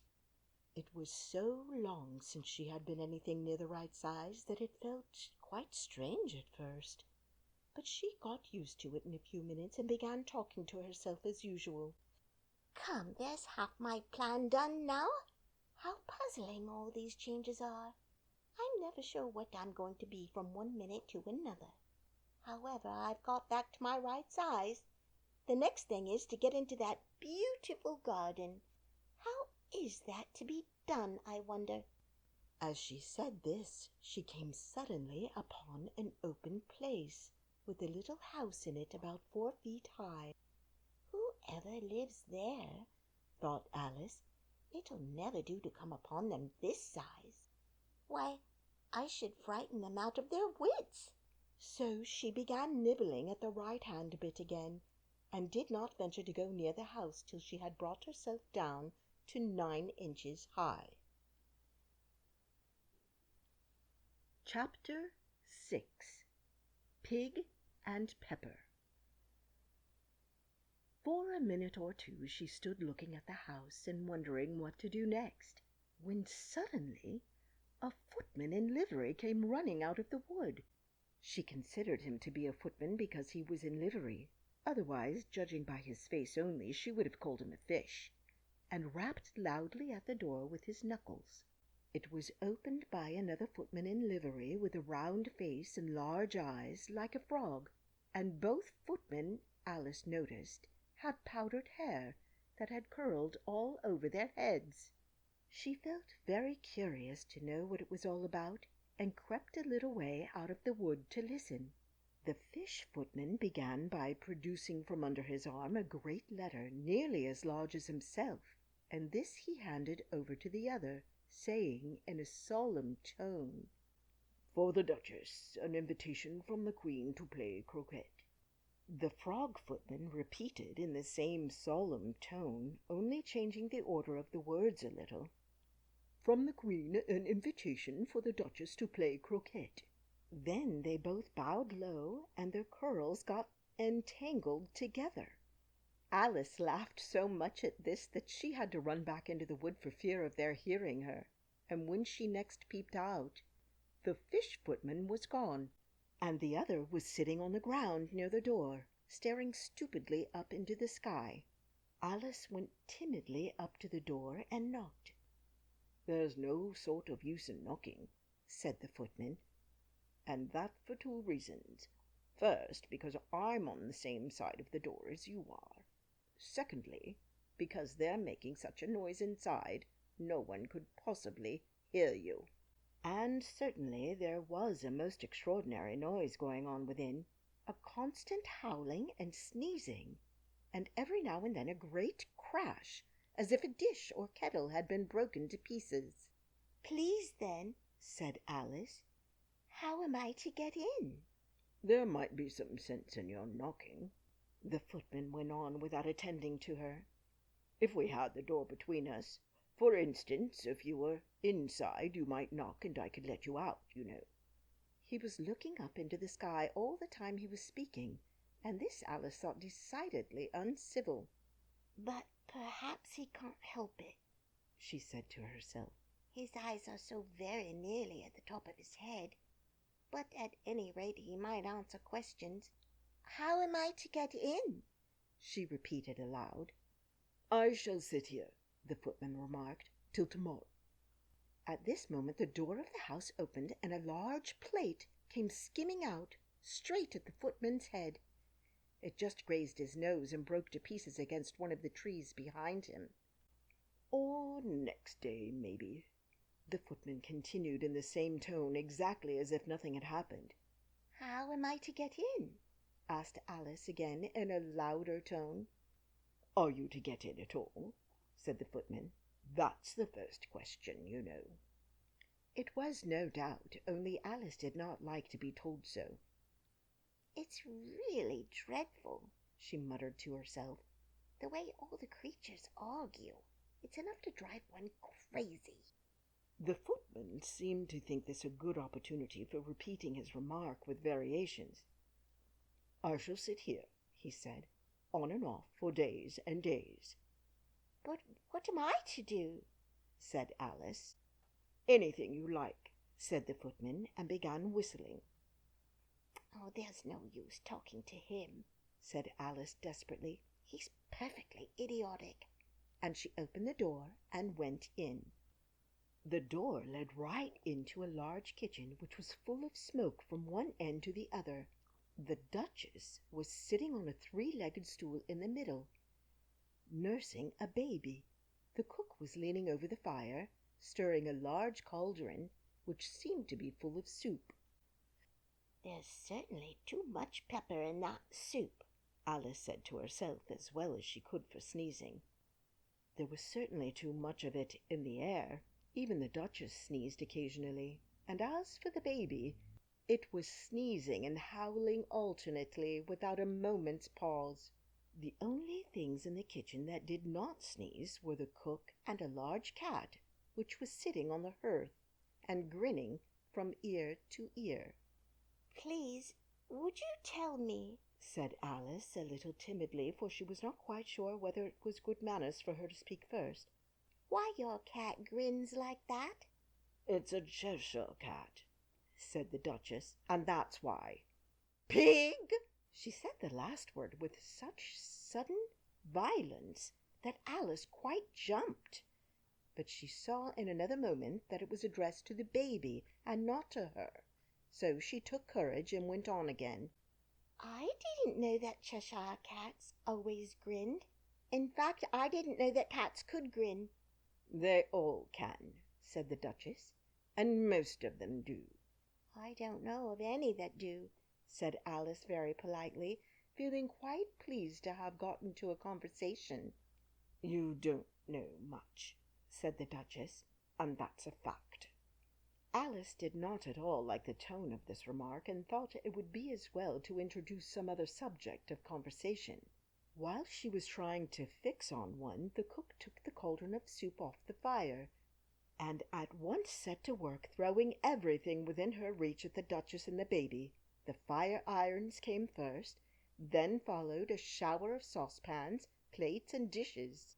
The Duchess took no notice of them even when they hit her, and the baby was howling so much already that it was quite impossible to say whether the blows hurt it or not. "Oh, please mind what you're doing," cried Alice, jumping up and down in an agony of terror. "Oh, there goes his precious nose!" as an unusually large saucepan flew close by it and nearly carried it off. "If everybody minded their own business," the Duchess said in a hoarse growl, "the world would go round a deal faster than it does." "Which would not be an advantage," said Alice, who felt very glad to get an opportunity of showing off a little of her knowledge. "Just think of what work it would make with the day and night. You see, the earth takes 24 hours to turn round on its axis." "Talking of axes," said the Duchess, "chop off her head." Alice glanced rather anxiously at the cook to see if she meant to take the hint, but the cook was busily stirring the soup and seemed not to be listening. So she went on again. 24 hours, I think. Or is it 12? "Oh, don't bother me," said the Duchess. "I never could abide figures." And with that she began nursing her child again, singing a sort of lullaby to it as she did so, and giving it a violent shake at the end of every line. "Speak roughly to your little boy, and beat him when he sneezes. He only does it to annoy, because he knows it teases." In which the cook and the baby joined, "Wow, wow, wow." While the Duchess sang the second verse of the song, she kept tossing the baby violently up and down, and the poor little thing howled so that Alice could hardly hear the words. "I speak severely to my boy.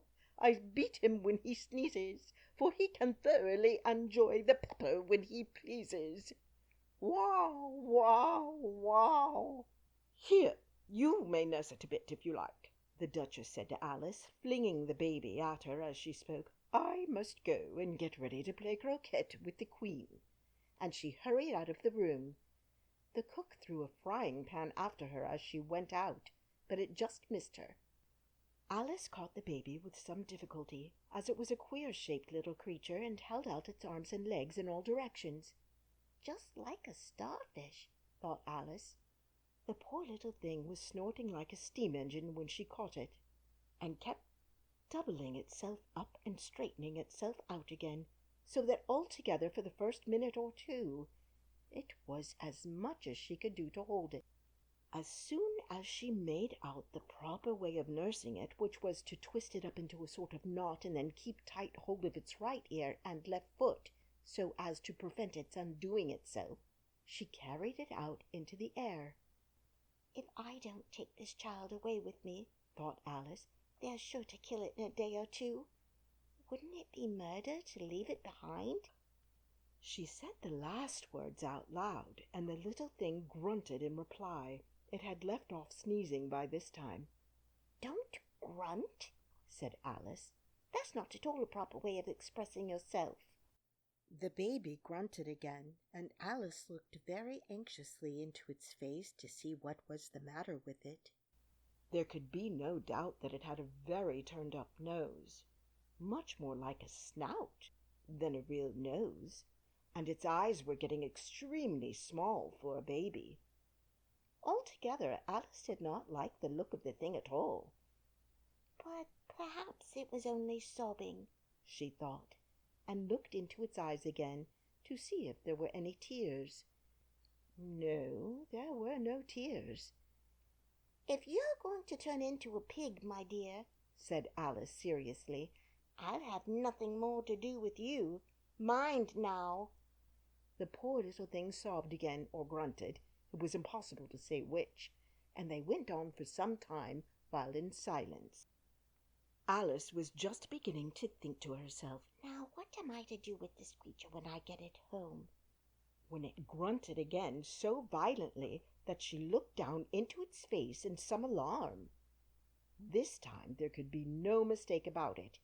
It was neither more nor less than a pig, and she felt that it would be quite absurd for her to carry it further. So she set the little creature down and felt quite relieved to see it trot away quietly into the wood. If it had grown up, she said to herself, it would have made a dreadfully ugly child. But it makes rather a handsome pig, I think.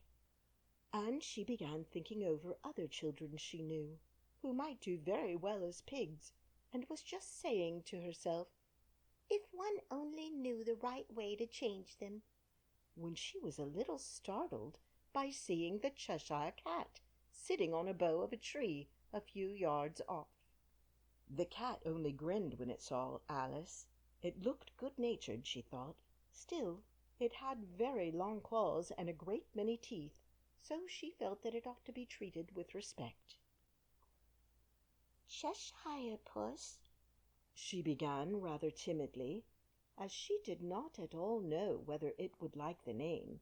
However, it only grinned a little wider.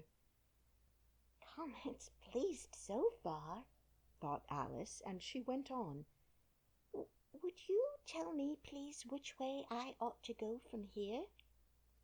That depends a good deal on where you want to get to, said the cat. Well, I don't much care where, said Alice. Then it doesn't matter which way you go, said the cat.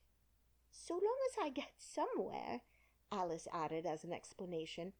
Oh, you're sure to do that, said the cat. If you only walk long enough.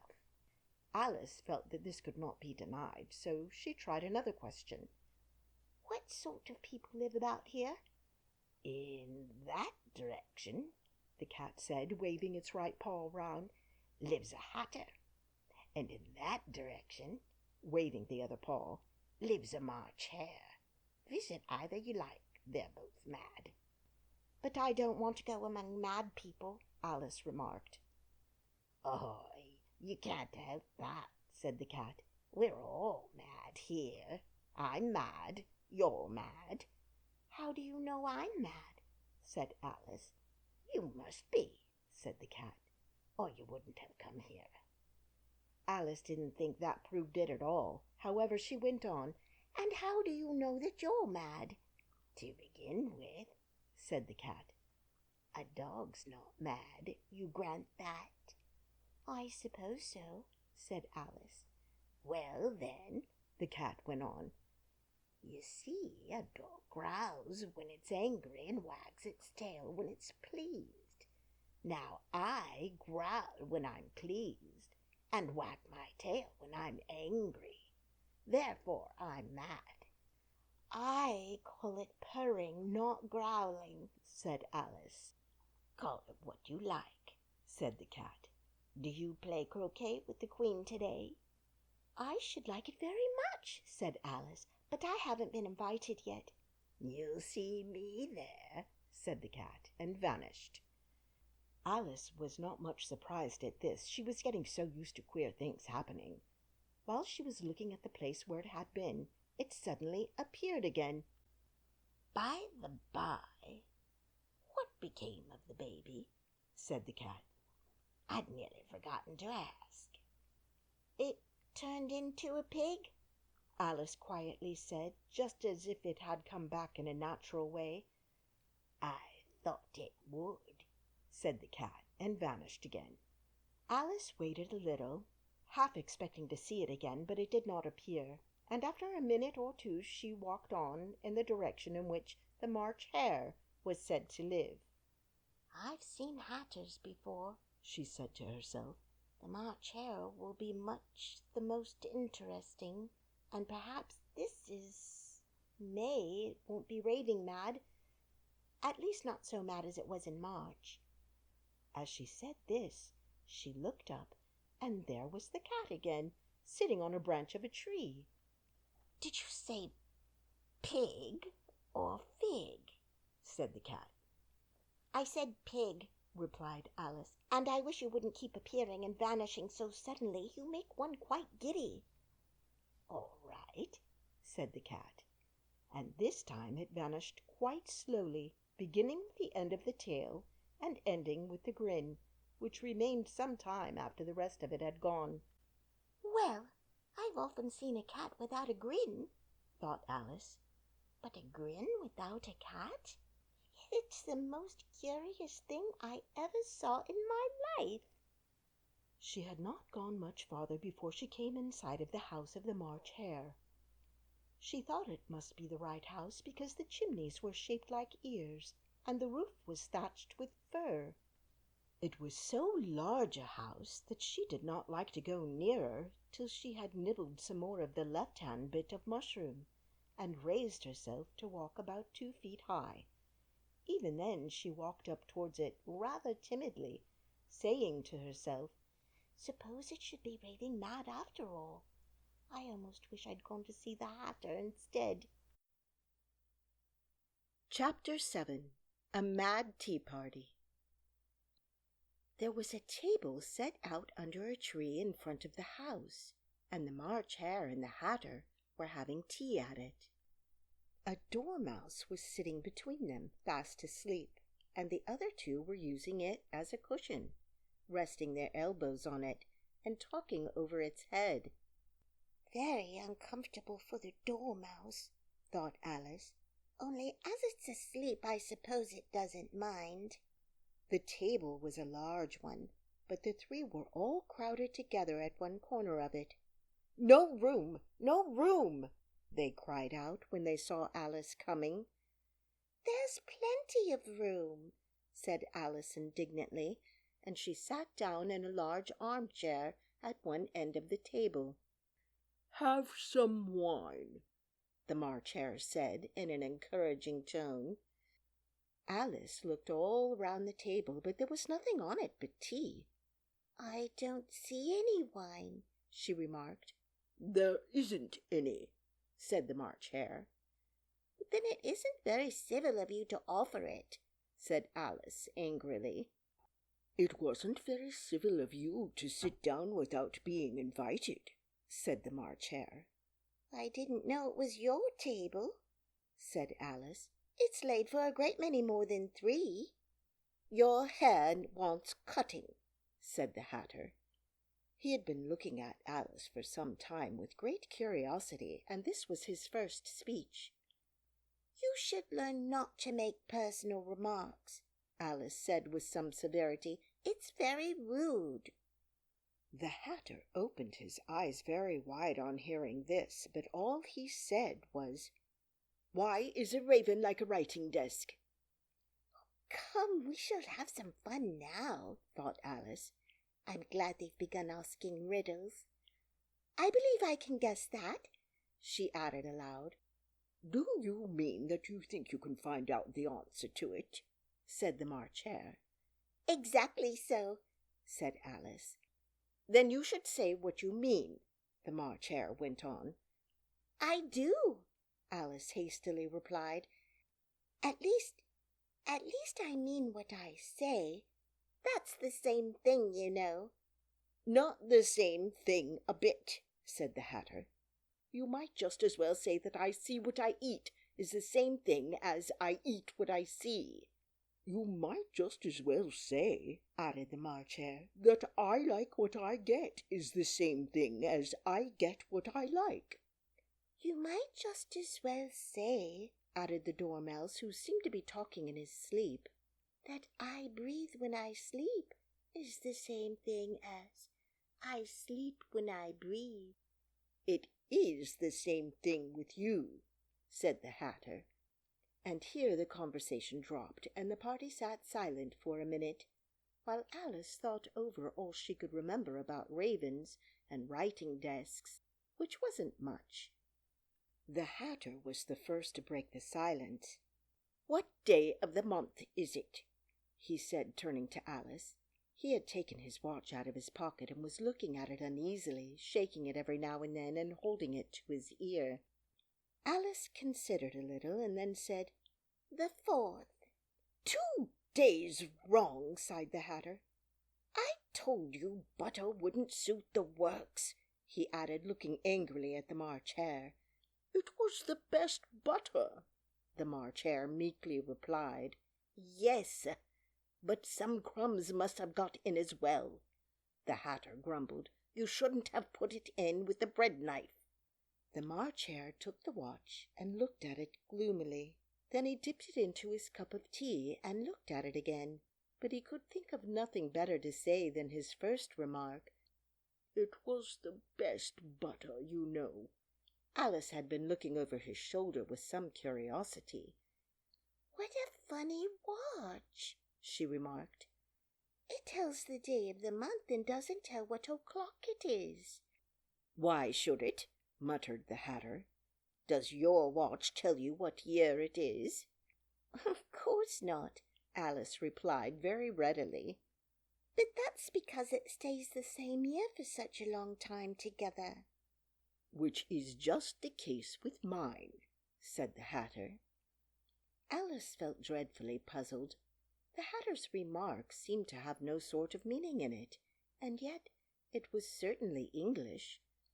"I don't quite understand you," she said, as politely as she could.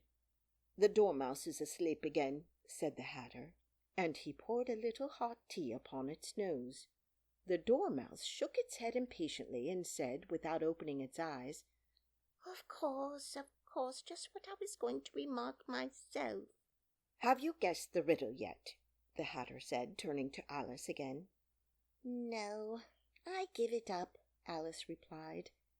"What's the answer?" "I haven't the slightest idea," said the Hatter. "Nor I," said the March Hare. Alice sighed wearily. "I think you might do something better with the time," she said, "than waste it in asking riddles that have no answers." "If you knew time as well as I do," said the Hatter, "you wouldn't talk about wasting it.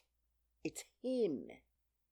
"I don't know what you mean," said Alice.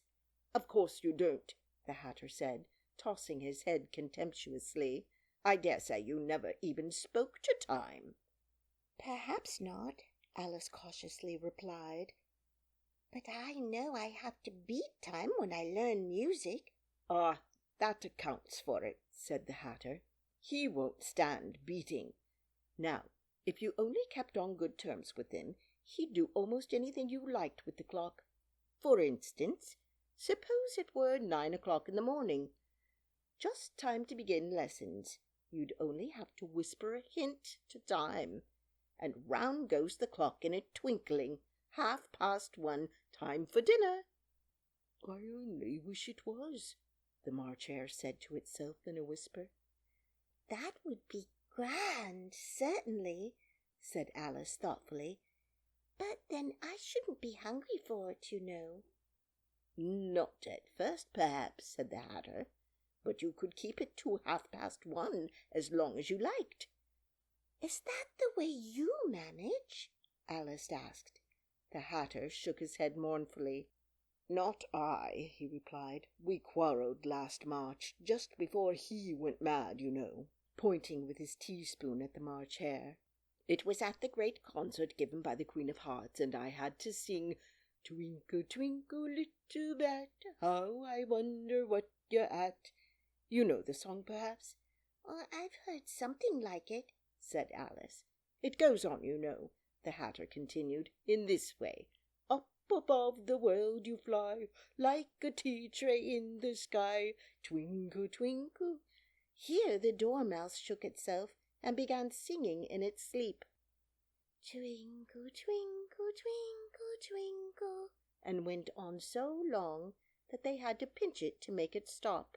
"Well, I'd hardly finished the first verse," said the Hatter, "when the Queen jumped up and bawled out, 'He's murdering the time! Off with his head!'" "How dreadfully savage!" exclaimed Alice. "And ever since that," the Hatter went on in a mournful tone, "he won't do a thing I ask. It's always 6 o'clock now." A bright idea came into Alice's head. "Is that the reason so many tea things are put out here?" she asked. "Yes, that's it," said the Hatter with a sigh. "It's always tea time, and we've no time to wash the things between whiles." "Then you keep moving round, I suppose," said Alice. "Exactly so," said the Hatter, "as the things get used up." "But what happens when you come to the beginning again?" Alice ventured to ask. "Suppose we change the subject," the March Hare interrupted, yawning. "I'm getting tired of this. I vote the young lady tells us a story." "I'm afraid I don't know one," said Alice, rather alarmed at the proposal. "Then the Dormouse shall," they both cried. "Wake up, Dormouse!" and they pinched it on both sides at once. The Dormouse slowly opened his eyes. "I wasn't asleep," he said in a hoarse, feeble voice. "I heard every word you fellows were saying." "Tell us a story," said the March Hare. "Yes, please do," pleaded Alice. "And be quick about it," added the Hatter, "or you'll be asleep again before it's done." "Once upon a time there were 3 little sisters," the Dormouse began in a great hurry. "and their names were Elsie, Lacie, and Tilly, and they lived at the bottom of a well." "What did they live on?" said Alice, who always took a great interest in questions of eating and drinking. "They lived on treacle," said the Dormouse, after thinking a minute or two. "They couldn't have done that, you know," Alice gently remarked. "They'd have been ill." "So they were," said the Dormouse. "Very ill." Alice tried to fancy to herself what such an extraordinary way of living would be like, but it puzzled her too much, so she went on. "But why did they live at the bottom of a well?" "Take some more tea," the March Hare said to Alice very earnestly. "I've had nothing yet," Alice replied in an offended tone. "So I can't take more." "You mean you can't take less," said the Hatter. "It's very easy to take more than nothing." "Nobody asked your opinion," said Alice. "Who's making personal remarks now?" the Hatter asked triumphantly. Alice did not quite know what to say to this, so she helped herself to some tea and bread and butter, and then turned to the Dormouse and repeated her question. "Why did they live at the bottom of a well?" The Dormouse again took a minute or two to think about it, and then said, "It was a treacle well. There's no such thing." Alice was beginning very angrily, but the Hatter and the March Hare went on, "Shh, shh!" and the Dormouse sulkily remarked, "If you can't be civil, you'd better finish the story for yourself." "No, please go on," Alice said very humbly. "I won't interrupt again. Why, I dare say there may be one." "One indeed," said the Dormouse indignantly. However, he consented to go on. "And so these 3 little sisters, they were learning to draw, you know." "One indeed," said the Dormouse indignantly. However, he consented to go on. "And so these three little sisters, they were learning to draw, you know." "What did they draw?" said Alice, quite forgetting her promise. "Treacle," said the Dormouse, without considering at all this time. "I want a clean cup," interrupted the Hatter. "Let's all move one place on." He moved on as he spoke, and the Dormouse followed him. The March Hare moved into the Dormouse's place, and Alice rather unwillingly took the place of the March Hare. The Hatter was the only one who got any advantage from the change, and Alice was a good deal worse off than before, as the March Hare had just upset the milk jug into his plate. Alice did not wish to offend the Dormouse again, so she began very cautiously. "But I don't understand. Where did they draw the treacle from?" "You can draw water out of a water well," said the Hatter, "so I should think you could draw treacle out of a treacle well, eh, stupid?" "But they were in the well," Alice said to the Dormouse, not choosing to notice this last remark. "Of course they were," said the Dormouse. "Well, in." This answer so confused poor Alice that she let the Dormouse go on for some time without interrupting it. "They were learning to draw," the Dormouse went on, yawning and rubbing its eyes, for it was getting very sleepy. "and they drew all manner of things. Everything that begins with an M." "Why an M?" said Alice. "Why not?" said the March Hare. Alice was silent. The Dormouse had closed its eyes by this time and was going off into a doze, but on being pinched by the Hatter it woke up again with a little shriek and went on. "That begins with an M, such as mousetraps, and the moon, and memory, and muchness. You know, you say things are much of a muchness. Did you ever see such a thing as a drawing of a muchness?" "Really, now you ask me," said Alice, very much confused. "I don't think—" "Then you shouldn't talk," said the Hatter. This piece of rudeness was more than Alice could bear. She got up in great disgust and walked off. The Dormouse fell asleep instantly, and neither of the others took the least notice of her going, though she looked back once or twice, half hoping that they would call after her. The last time she saw them, they were trying to put the Dormouse into the teapot. "At any rate, I'll never go there again," said Alice as she picked her way through the wood. "It's the stupidest tea party I ever was at in all my life."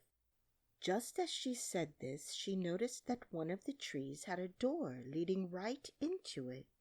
"That's very curious," she thought, "but everything's curious today.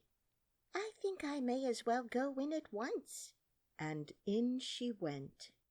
Once more she found herself in the long hall and close to the little glass table. "Now I'll manage better this time," she said to herself, and began by taking the little golden key and unlocking the door that led into the garden. Then she went to work nibbling at the mushroom. She had kept a piece of it in her pocket till she was about a foot high.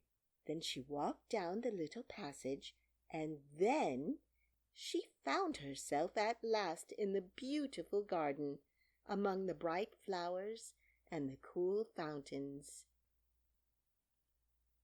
Chapter 8. The Queen's Croquet Ground. A large rose tree stood near the entrance of the garden. The roses growing on it were white, but there were 3 gardeners at it, busily painting them red. Alice thought this a very curious thing, and she went nearer to watch them. And just as she came up to them, she heard one of them say, "Look out now, Five. Don't go splashing paint over me like that. I couldn't help it, said 5 in a sulky tone. 7 jogged my elbow. On which 7 looked up and said, That's right, 5. Always lay the blame on others. You'd better not talk, said 5.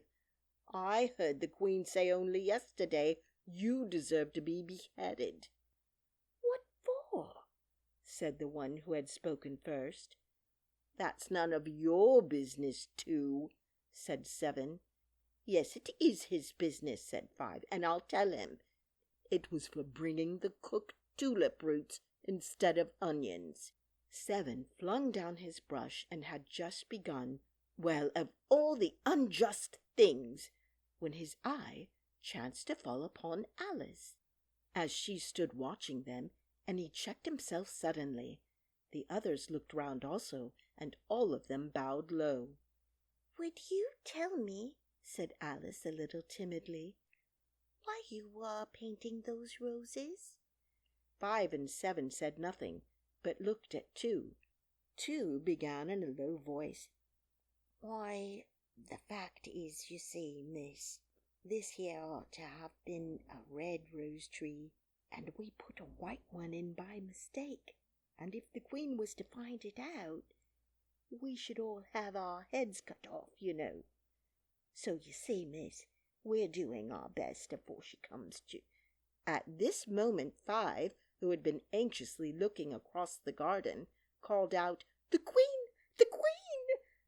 And the 3 gardeners instantly threw themselves flat upon their faces. There was a sound of many footsteps, and Alice looked round, eager to see the Queen. First came 10 soldiers carrying clubs. These were all shaped like the 3 gardeners, oblong and flat, with their hands and feet at the corners. Next the 10 courtiers. These were ornamented all over with diamonds, and walked 2 and 2, as the soldiers did. After these came the royal children. There were 10 of them, and the little dears came jumping merrily along, hand in hand. In couples they were all ornamented with hearts. Next came the guests, mostly kings and queens, and among them Alice recognized the White Rabbit. It was talking in a hurried, nervous manner, smiling at everything that was said, and went by without noticing her. Then followed the Knave of Hearts, carrying the king's crown on a crimson velvet cushion, and last of all this grand procession came the King and Queen of Hearts. Alice was rather doubtful whether she ought not to lie down on her face like the 3 gardeners, but she could not remember ever having heard of such a rule at processions. "And besides, what would be the use of a procession," she thought, "if people had all to lie down upon their faces, so that they couldn't see?" So she stood still where she was, and waited. When the procession came opposite to Alice, they all stopped and looked at her, and the Queen said severely, "Who is this?" She said it to the Knave of Hearts, who only bowed and smiled in return. "Idiots!" said the Queen, tossing her head impatiently, and turning to Alice, she went on, "What's your name, child?" "My name is Alice, so please your Majesty," said Alice very politely, but she added to herself, "Why, they're only a pack of cards after all. I needn't be afraid of them." "And who are these?" said the Queen, pointing to the 3 gardeners, who were lying round the rose tree. For you see, as they were lying on their faces, and the pattern on their backs was the same as the rest of the pack, she could not tell whether there were gardeners, or soldiers, or courtiers, or 3 of her own children. "How should I know?" said Alice, surprised at her own courage. "It's no business of mine." The Queen turned crimson with fury, and after glaring at her for a moment like a wild beast, screamed, "Off with her head! Off!"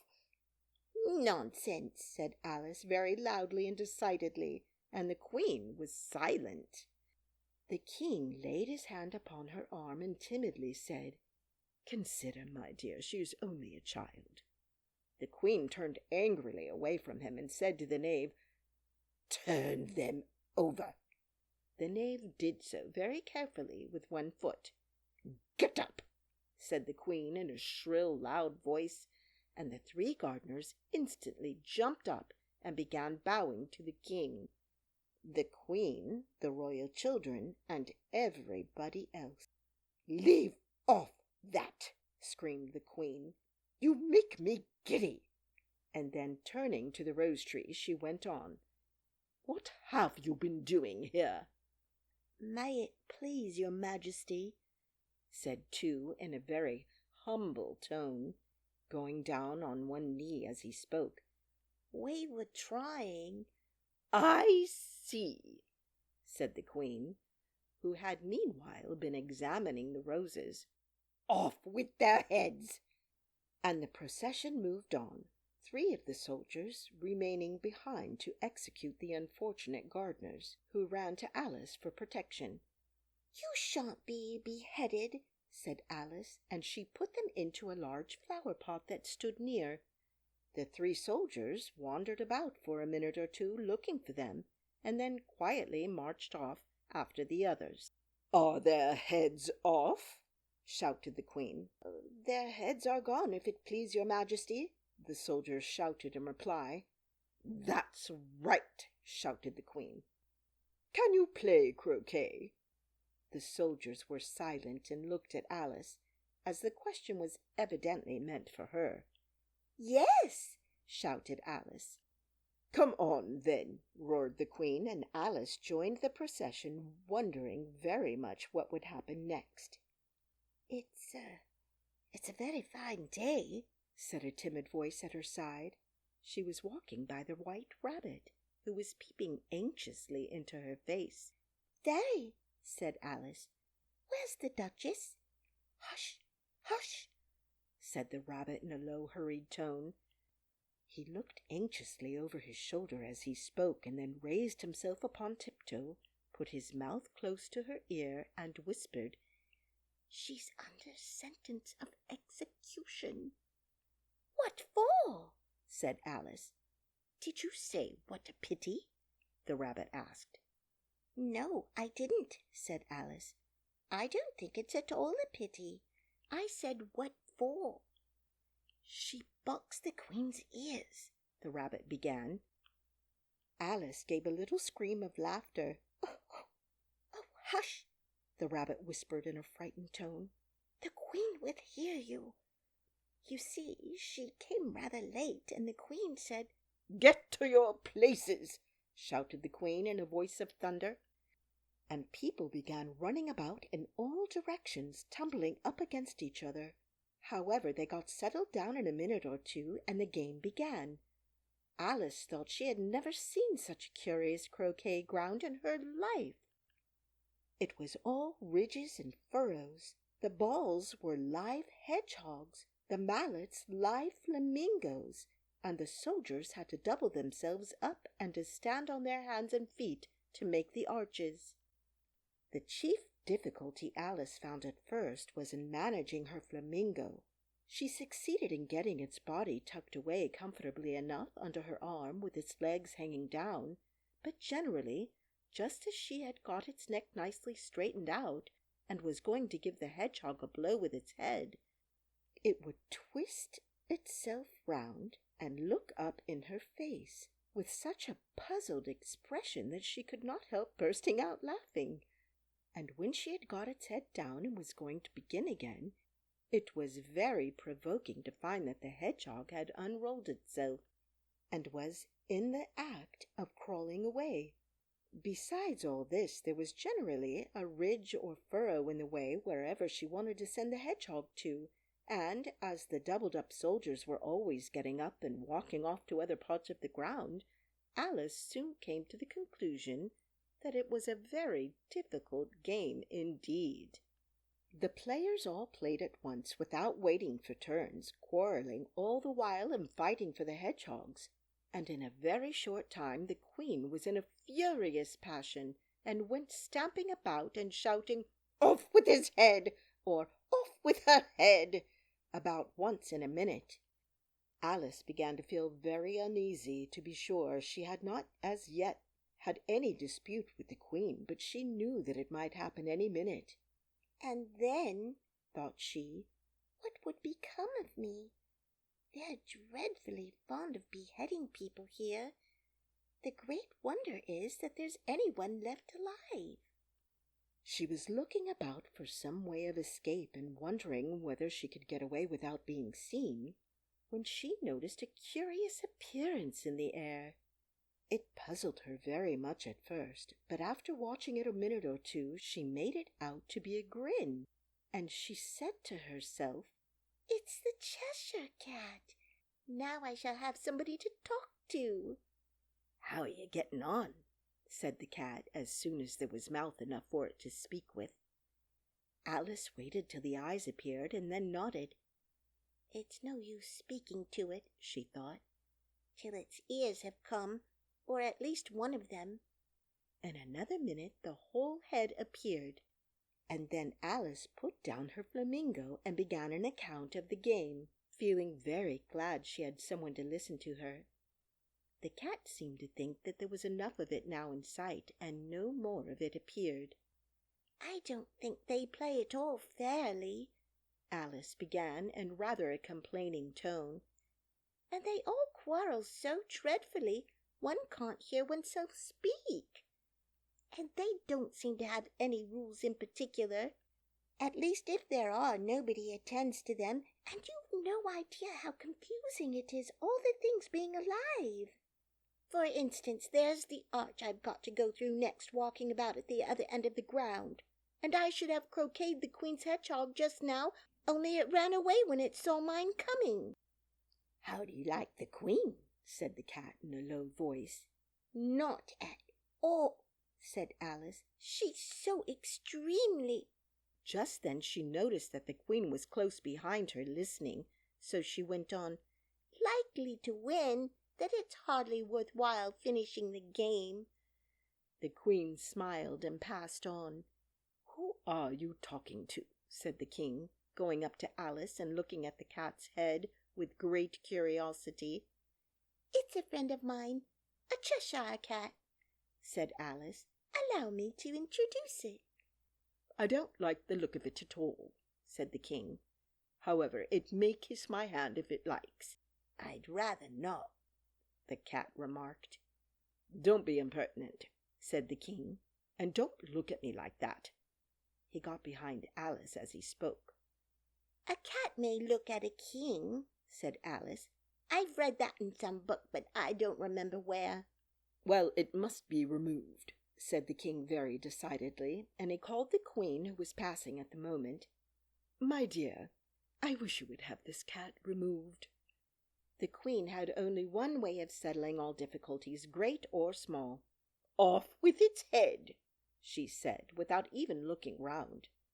"I'll fetch the executioner myself," said the King eagerly, and he hurried off. Alice thought she might as well go back and see how the game was going on, as she heard the Queen's voice in the distance screaming with passion. She had already heard her sentence 3 of the players to be executed for having missed their turns, and she did not like the look of things at all, as the game was in such confusion that she never knew whether it was her turn or not. So she went in search of her hedgehog. The hedgehog was engaged in a fight with another hedgehog, which seemed to Alice an excellent opportunity for croqueting one of them with the other. The only difficulty was that her flamingo was gone across to the other side of the garden, where Alice could see it trying, in a helpless sort of way, to fly up into a tree. By the time she had caught the flamingo and brought it back, the fight was over and both the hedgehogs were out of sight. "But it doesn't matter much," thought Alice, "as all the archers are gone from this side of the ground."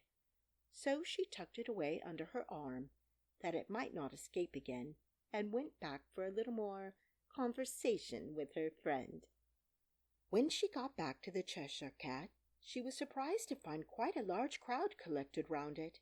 There was a dispute going on between the executioner, the King, and the Queen, who were all talking at once, while all the rest were quite silent, and looked very uncomfortable. The moment Alice appeared, she was appealed to by all three to settle the question, and they repeated their arguments to her, though as they all spoke at once, she found it very hard indeed to make out exactly what they said. The executioner's argument was that you couldn't cut off a head unless there was a body to cut it from, and he had never had to do such a thing before, and he wasn't going to begin at his time of life. The king's argument was that anything that had a head could be beheaded, and that you weren't to talk nonsense. The queen's argument was that if something wasn't done about it in less than no time, she'd had everybody executed all round. It was this last remark that had made the whole party look so grave and anxious. Alice could think of nothing else to say but, "It belongs to the Duchess. You'd better ask her about it." "She's in prison," the queen said to the executioner. "Fetch her here." And the executioner went off like an arrow. The cat's head began fading away the moment he was gone, and by the time he had come back with the Duchess, it had entirely disappeared. So the king and the executioner ran wildly up and down looking for it, while the rest of the party went back to the game. Chapter 9. The Mock Turtle's Story. "You can't think how glad I am to see you again, you dear old thing," said the Duchess, as she tucked her arm affectionately into Alice's, and they walked off together. Alice was very glad to find her in such a pleasant temper, and thought to herself that perhaps it was only the pepper that made her so savage when they met in the kitchen. "When I'm a Duchess," she thought to herself, not in a very hopeful tone, though, "I won't have any pepper in my kitchen at all. Soup does very well without. Maybe it's always pepper that makes people hot-tempered." She went on, very much pleased at having found out a new kind of rule. "And vinegar that makes them sour, and chamomile that makes them bitter, and barley sugar and such things that make children sweet-tempered. I only wish people knew that, then they wouldn't be so stingy about it, you know." She had quite forgotten the Duchess by this time, and was a little startled when she heard her voice close to her ear. "You're thinking about something, my dear, and that makes you forget to talk. I can't tell you just now what the moral of that is, but I shall remember it in a bit." "Perhaps it hasn't one," Alice ventured to remark. "Tut, tut, child," said the Duchess. "Everything's got a moral, if only you can find it." And she squeezed herself up closer to Alice's side as she spoke. Alice did not much like keeping so close to her. First, because the Duchess was very ugly, and secondly, because she was exactly the right height to rest her chin upon Alice's shoulder, and it was an uncomfortably sharp chin. However, she did not like to be rude, so she bore it as well as she could. "The game's going on rather better now," she said, by way of keeping up the conversation a little. "'Tis so," said the Duchess, "and the moral of that is, oh, 'tis love that makes the world go round." "Somebody said," Alice whispered, "that it's done by everybody minding their own business." "Ah, well, it means much the same thing," said the Duchess, digging her sharp little chin into Alice's shoulder as she added, "and the moral of that is, take care of the sense and the sounds will take care of themselves." "How fond she is of finding morals in things," Alice thought to herself. "I dare say you're wondering why I don't put my arm round your waist," the Duchess said after a pause. "The reason is that I'm doubtful about the temper of your flamingo. Shall I try the experiment?"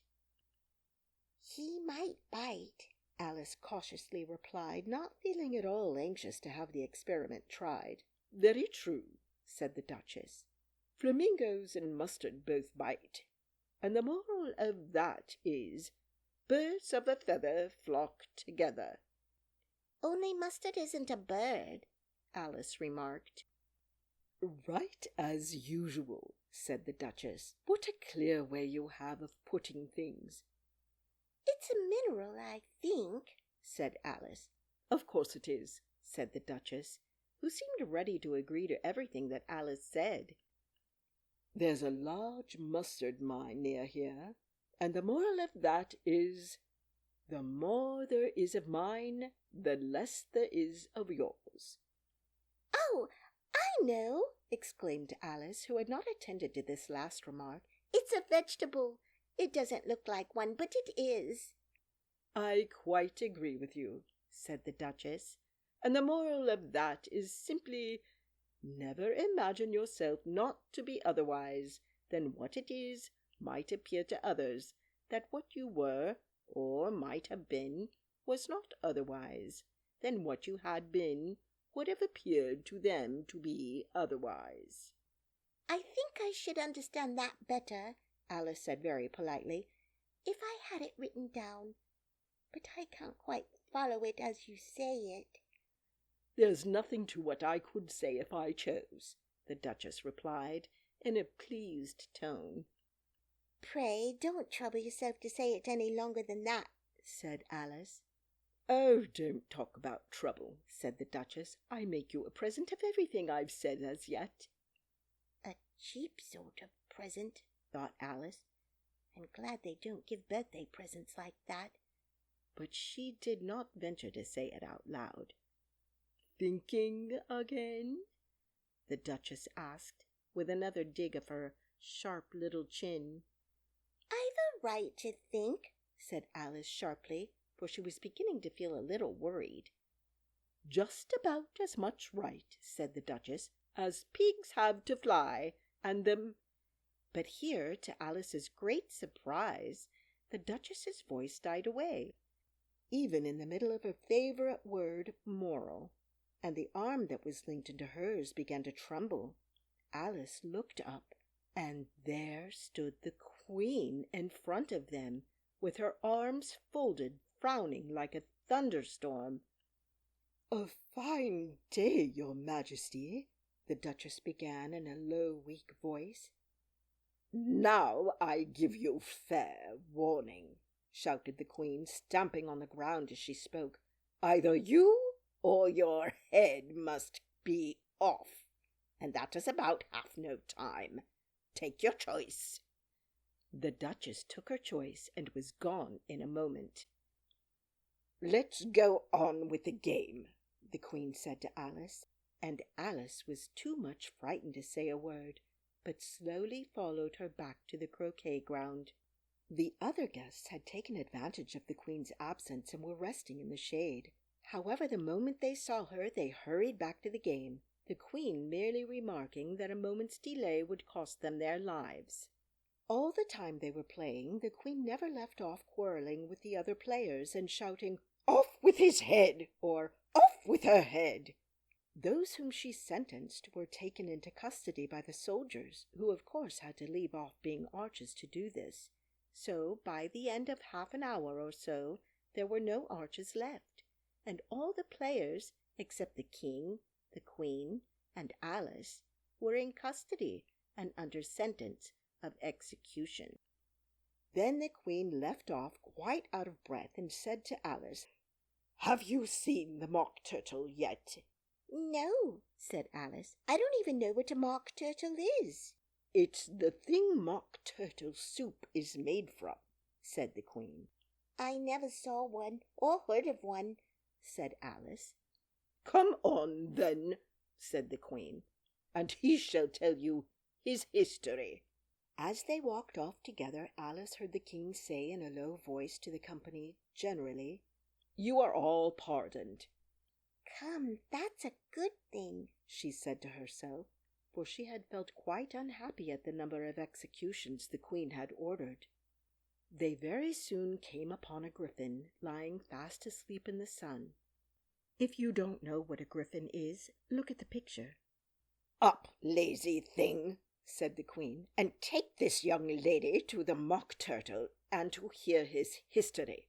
I must go back and see after my executions I have ordered." And she walked off, leaving Alice alone with the Gryphon. Alice did not quite like the look of the creature, but on the whole she thought it would be quite as safe to stay with it as to go after the savage queen. So she waited. The Gryphon sat up and rubbed its eyes, then it watched the queen till she was out of sight. Then it chuckled. "What fun!" said the Gryphon, half to itself, half to Alice. "What is the fun?" said Alice. "Why, she," said the Gryphon. "It's all her fancy, that. They never executes nobody, you know. Come on." "Everybody says 'come on' here," thought Alice as she went slowly after it. "I never was so ordered about in all my life. Never." They had not gone far before they saw the Mock Turtle in the distance, sitting sad and lonely on a little ledge of rock, and as they came nearer, Alice could hear him sighing as if his heart would break. She pitied him deeply. "What is his sorrow?" she asked the Gryphon, and the Gryphon answered very nearly in the same words as before. "It's all his fancy, that. He hasn't got no sorrow, you know. Come on." So they went up to the Mock Turtle, who looked at them with large eyes full of tears, but said nothing. "This here's a young lady," said the Gryphon. "She wants for to know your history, she do." "I'll tell it to her," said the Mock Turtle in a deep hollow tone. "Sit down, both of you, and don't speak a word till I've finished." So they sat down, and nobody spoke for some minutes. Alice thought to herself, "I don't see how he can ever finish if he doesn't begin." but she waited patiently. "Once," said the Mock Turtle at last, with a deep sigh, "I was a real turtle." These words were followed by a very long silence, broken only by an occasional exclamation of "Heh!" from the Gryphon, and the constant heavy sobbing of the Mock Turtle. Alice was very nearly getting up and saying, "Thank you, sir, for your interesting story," but she could not help thinking there must be more to come, so she sat still and said nothing. "When we were little," the Mock Turtle went on at last, more calmly, though still sobbing a little now and then, "we went to school in the sea. The master was an old turtle. We used to call him Tortoise." "Why did you call him Tortoise if he wasn't one?" Alice asked. "We called him Tortoise because he taught us," said the Mock Turtle angrily. "Really, you are very dull." "You ought to be ashamed of yourself for asking such a simple question," added the Gryphon, and then they both sat silent and looked at poor Alice, who felt ready to sink into the earth. At last the Gryphon said to the Mock Turtle, "Drive on, old fellow, don't be all day about it," and he went on in these words. "Yes, we went to school in the sea, though you mayn't believe it." "I never said I didn't," interrupted Alice. "You did," said the Mock Turtle.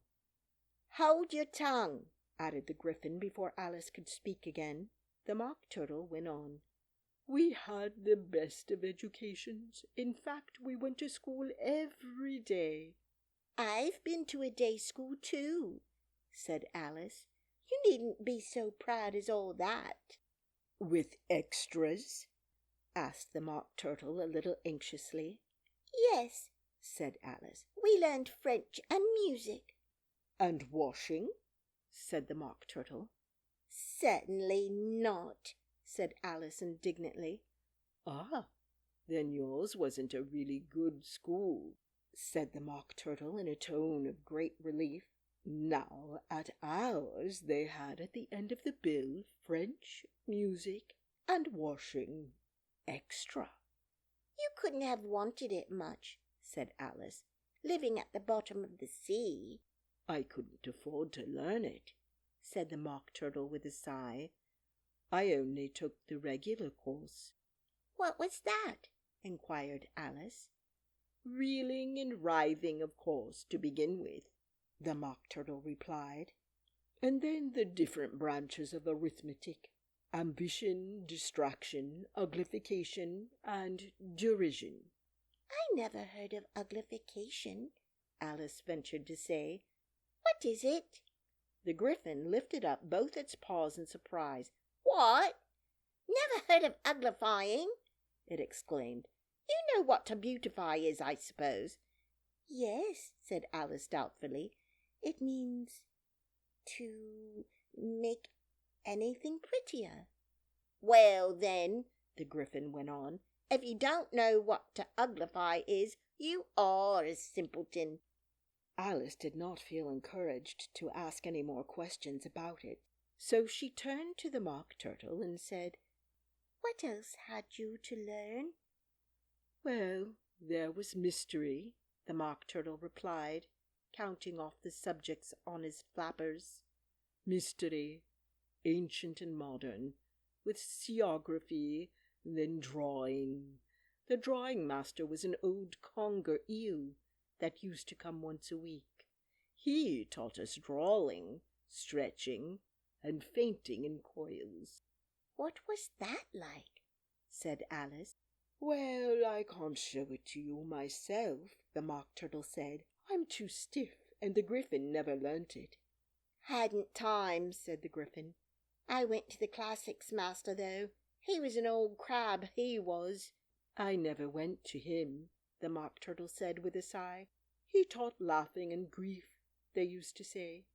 So he did, said the Gryphon, sighing in his turn, and both creatures hid their faces in their paws. And how many hours a day did you do lessons? Said Alice, in a hurry to change the subject. 10 hours the first day, said the Mock Turtle, 9 the next, and so on. What a curious plan, exclaimed Alice. That's the reason they're called lessons, the Gryphon remarked, because they lesson from day to day. This was quite a new idea to Alice, and she thought it over a little before she made her next remark. Then the 11th day must have been a holiday. Of course it was, said the Mock Turtle. And how did you manage on the 12th? Alice went on eagerly. That's enough about lessons, the Gryphon interrupted in a very decided tone. Tell her something about the games now. Chapter 10. The Lobster Quadrille. The Mock Turtle sighed deeply and drew the back of one flapper across his eyes. He looked at Alice and tried to speak, but for a minute or two sobs choked his voice.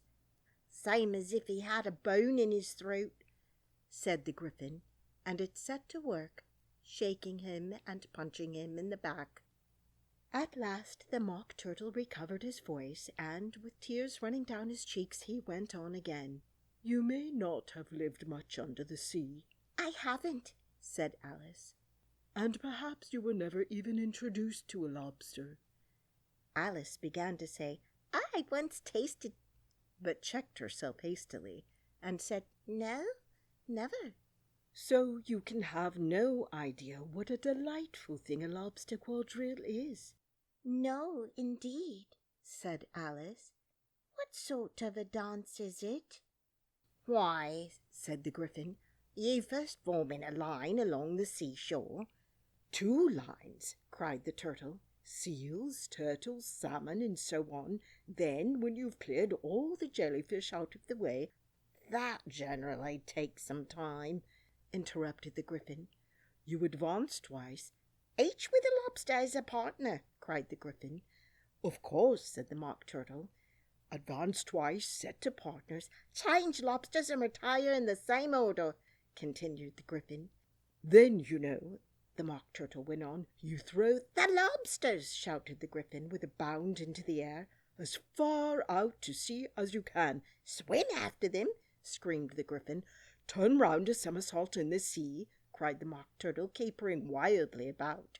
Change lobsters again, yelled the Gryphon at the top of his voice. Back to land again, and that's all the first figure. said the Mock Turtle, suddenly dropping his voice, and the two creatures who had been jumping about like mad things all this time sat down again very sadly and quietly and looked at Alice. "It must be a very pretty dance," said Alice timidly. "Would you like to see a little of it?" said the Mock Turtle. "Very much indeed," said Alice. "Come, let's try the first figure," said the Mock Turtle to the Gryphon. "We can do without lobsters, you know. Which shall sing?" You sing," said the Gryphon. "I've forgotten the words."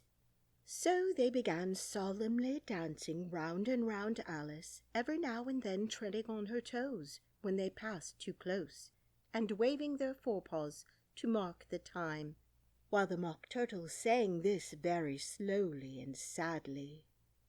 "Will you walk a little faster?" said a whiting to a snail. "There's a porpoise close behind us, and is treading on my tail. See how eagerly the lobsters and the turtles all advance. They are waiting on the shingle. Will you come and join the dance? Will you, won't you, will you, won't you, will you, won't you, will you join the dance? Will you, won't you, will you, won't you, will you, won't you join the dance?" You can really have no notion how delightful it will be when they take us up and throw us with the lobsters out to sea. But the snail replied, too far, and gave a look askance. Said he thanked the whiting kindly, but he would not join the dance. Would not, could not, would not, could not, would not, could not, would not join the dance. Would not, could not, would not, could not, would not, could not join the dance. "What matters it how far we go?" his scaly friend replied. "There is another shore, you know, upon the other side. The further off from England, the nearer is to France." Then he turned not pale, beloved snail, but come and join the dance. Will you, won't you, will you, won't you, will you join the dance? Will you, won't you, will you, won't you join the dance? "Thank you. It's a very interesting dance to watch," said Alice, feeling very glad that it was over at last. "And I do so like that curious song about the whiting." "Oh, as to the whiting," said the Mock Turtle, you've seen them, of course." "Yes," said Alice. "I've often seen them at She checked herself hastily. "Well, I don't know where Din may be," said the Mock Turtle. "But if you've seen them so often, of course you know what they're like." "I believe so," Alice replied thoughtfully. "They have their tails in their mouths, and they're all over crumbs." "You're wrong about the crumbs," said the Mock Turtle. "Crumbs would all wash off in the sea, but they have their tails in their mouths, and the reason is—" Here the Mock Turtle yawned and shut his eyes. "Tell her about the reason and all that," he said to the Gryphon. "The reason is," said the Gryphon, "that they would go with the lobsters to the dance, so they got thrown out to sea. So they had to follow a long way. So they got their tails fast in their mouths. So they couldn't get them out again, that's all." "Thank you," said Alice. "It's very interesting. I never knew so much about a whiting before." "I can tell you more than that if you like," said the Gryphon. "Do you know why it's called whiting?" "I never thought about it," said Alice. "Why?" "It does the boots and shoes," the Gryphon replied very solemnly. Alice was thoroughly puzzled. "Does the boots and shoes?" she repeated in a wondering tone. "Why, what are your shoes done with?" said the Gryphon. I mean, what makes them so shiny?" Alice looked down at them and considered a little before she gave her answer. "They're done with blacking, I believe." "Boots and shoes under the sea," the Gryphon went on in a deep voice, "are done with a whiting. Now you know." "And what are they made of?" Alice asked, in a tone of great curiosity. "Soles and eels, of course," the Gryphon replied rather impatiently. "Any shrimp could have told you that." "If I'd been the whiting," said Alice, whose thoughts were still running on the song, "I'd have said to the porpoise, 'Keep back, please, we don't want you with us.'" "They were obliged to have him with them," the Mock Turtle said. "No wise fish would go anywhere without a porpoise." "Wouldn't it really?" said Alice in a tone of great surprise. "Of course not," said the Mock Turtle. "Why, if a fish came to me and told me he was going on a journey, I should say, 'With what purpose?'"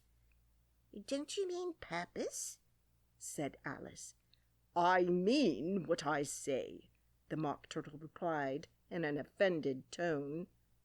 And the Gryphon added, "Come, let's hear some of your adventures."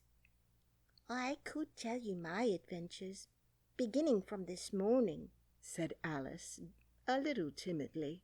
"but it's no use going back to yesterday because I was a different person then." "Explain all that," said the Mock Turtle. No, the adventures first," said the Gryphon in an impatient tone. "Explanations take such a dreadful time." So Alice began telling them her adventures from the time when she first saw the White Rabbit. She was a little nervous about it just at first. The two creatures got so close to her, one on each side, and opened their eyes and mouths so very wide. But she gained courage as she went on. Her listeners were perfectly quiet till she got to the part about her repeating, "You are old Father William," to the caterpillar, and the words all coming in different. And then the Mock Turtle drew a long breath and said, "That's very curious." "It's all about as curious as it can be," said the Gryphon. "It all came different," the Mock Turtle repeated thoughtfully. "I should like to hear her try and repeat something now. Tell her to begin." He looked at the Gryphon as if he thought it had some kind of authority over Alice. "Stand up and repeat, 'tis the voice of the sluggard," said the Gryphon. "How the creatures order one about and make one repeat lessons," thought Alice. "I might as well be at school at once." However, she got up and began to repeat it. But her head was so full of the lobster quadrille that she hardly knew what she was saying, and the words came very queer indeed. "'Tis the voice of the lobster, I heard him declare, 'You have baked me too brown, I must sugar my hair.' As a duck with its eyelids, so he with his nose trims his belt and his buttons and turns out his toes." "That's different from what I used to say when I was a child," said the Gryphon.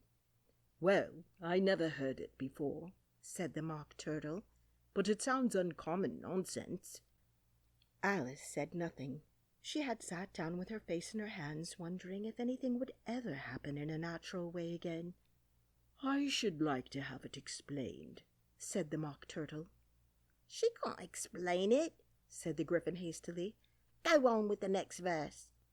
"But what about his toes?" the Mock Turtle persisted.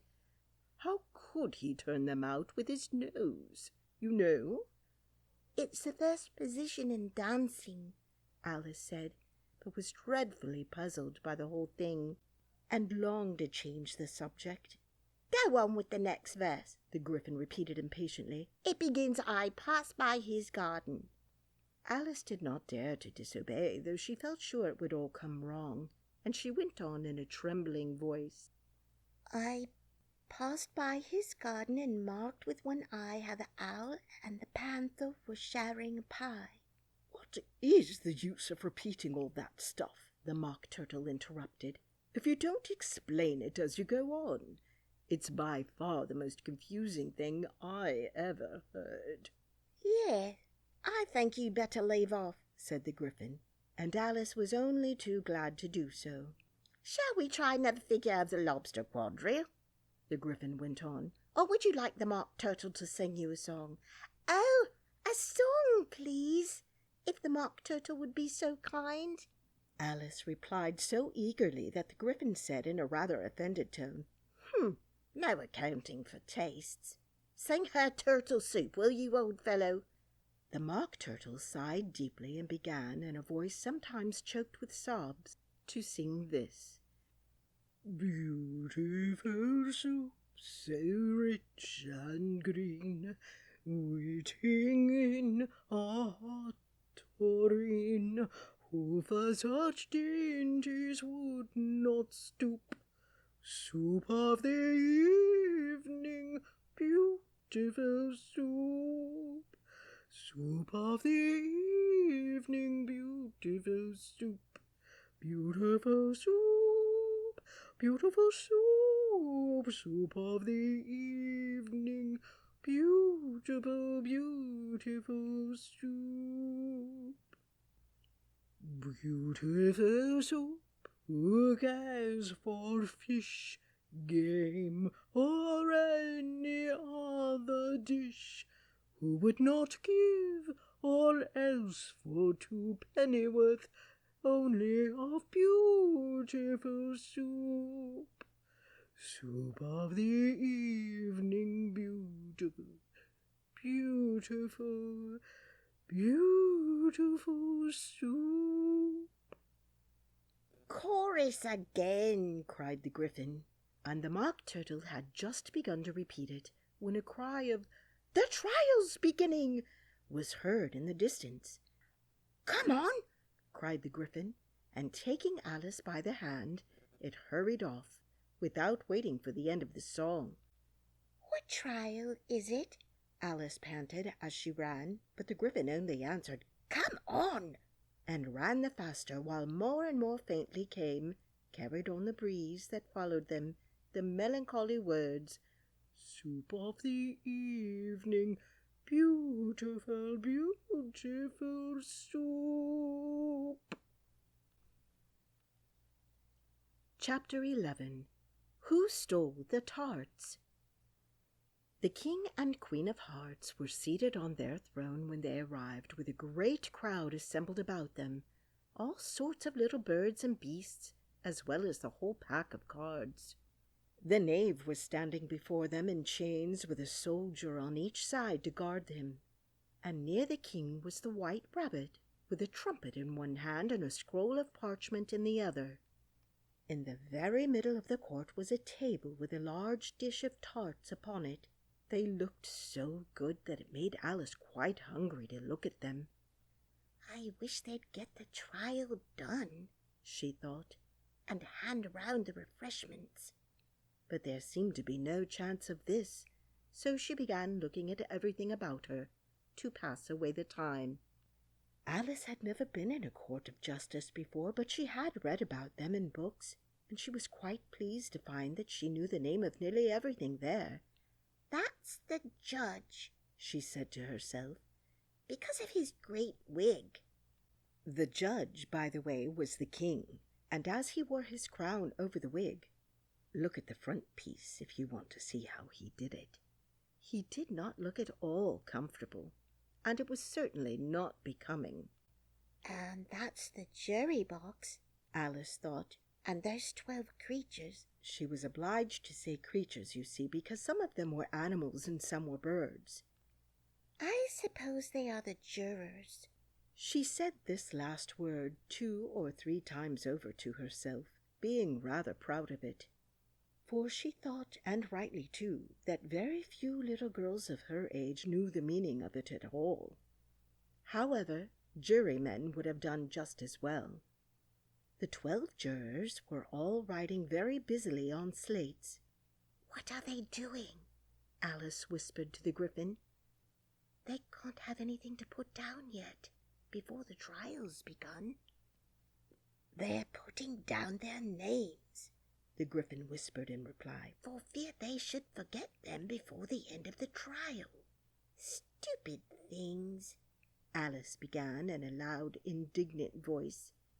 But she stopped hastily, for the White Rabbit cried out, "Silence in the court!" and the king put on his spectacles and looked anxiously round to make out who was talking. Alice could see, as well as if she were looking over their shoulders, that all the jurors were writing down stupid things on their slates, and she could even make out that one of them didn't know how to spell stupid, and that he had to ask his neighbor to tell him. A nice muddle their slates'll be in before the trial's over, thought Alice. One of the jurors had a pencil that squeaked. This, of course, Alice could not stand, and she went round the court and got behind him, and very soon found an opportunity of taking it away. She did it so quickly that the poor little juror, it was Bill the Lizard, could not make out at all what had become of it. So, after hunting all about for it, he was obliged to write with one finger for the rest of the day, and this was of very little use, as it left no mark on the slate. "Harold, read the accusation," said the king. On this the White Rabbit blew 3 blasts on the trumpet, and then unrolled the parchment scroll and read as follows. The Queen of Hearts, she made some tarts, and on a summer day the Knave of Hearts, he stole those tarts and took them quite away. "Consider your verdict," the king said to the jury. Not yet, the Rabbit hastily interrupted. There's a great deal to come before that. "Call the first witness," said the king, and the White Rabbit blew 3 blasts on the trumpet and called out, "First witness?" The first witness was the Hatter. He came in with a teacup in one hand and a piece of bread and butter in the other. "I beg pardon, your Majesty," he began, "for bringing these in, but I hadn't quite finished my tea when I was sent for." "You ought to have finished," said the king. "When did you begin?" The Hatter looked at the March Hare, who had followed him into the court, arm in arm with the Dormouse. 14th of March, I think it was, he said. 15th, said the March Hare. 16th, added the Dormouse.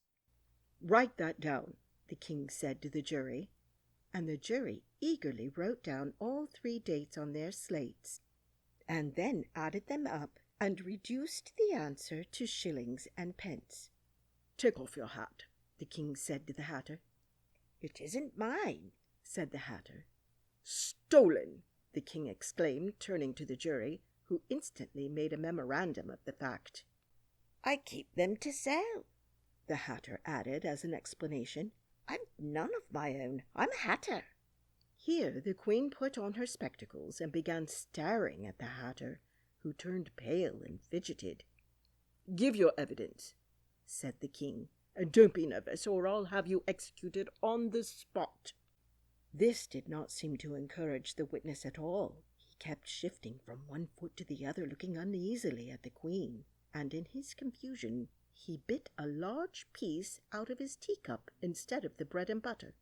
Just at this moment Alice felt a very curious sensation, which puzzled her a good deal until she made out what it was.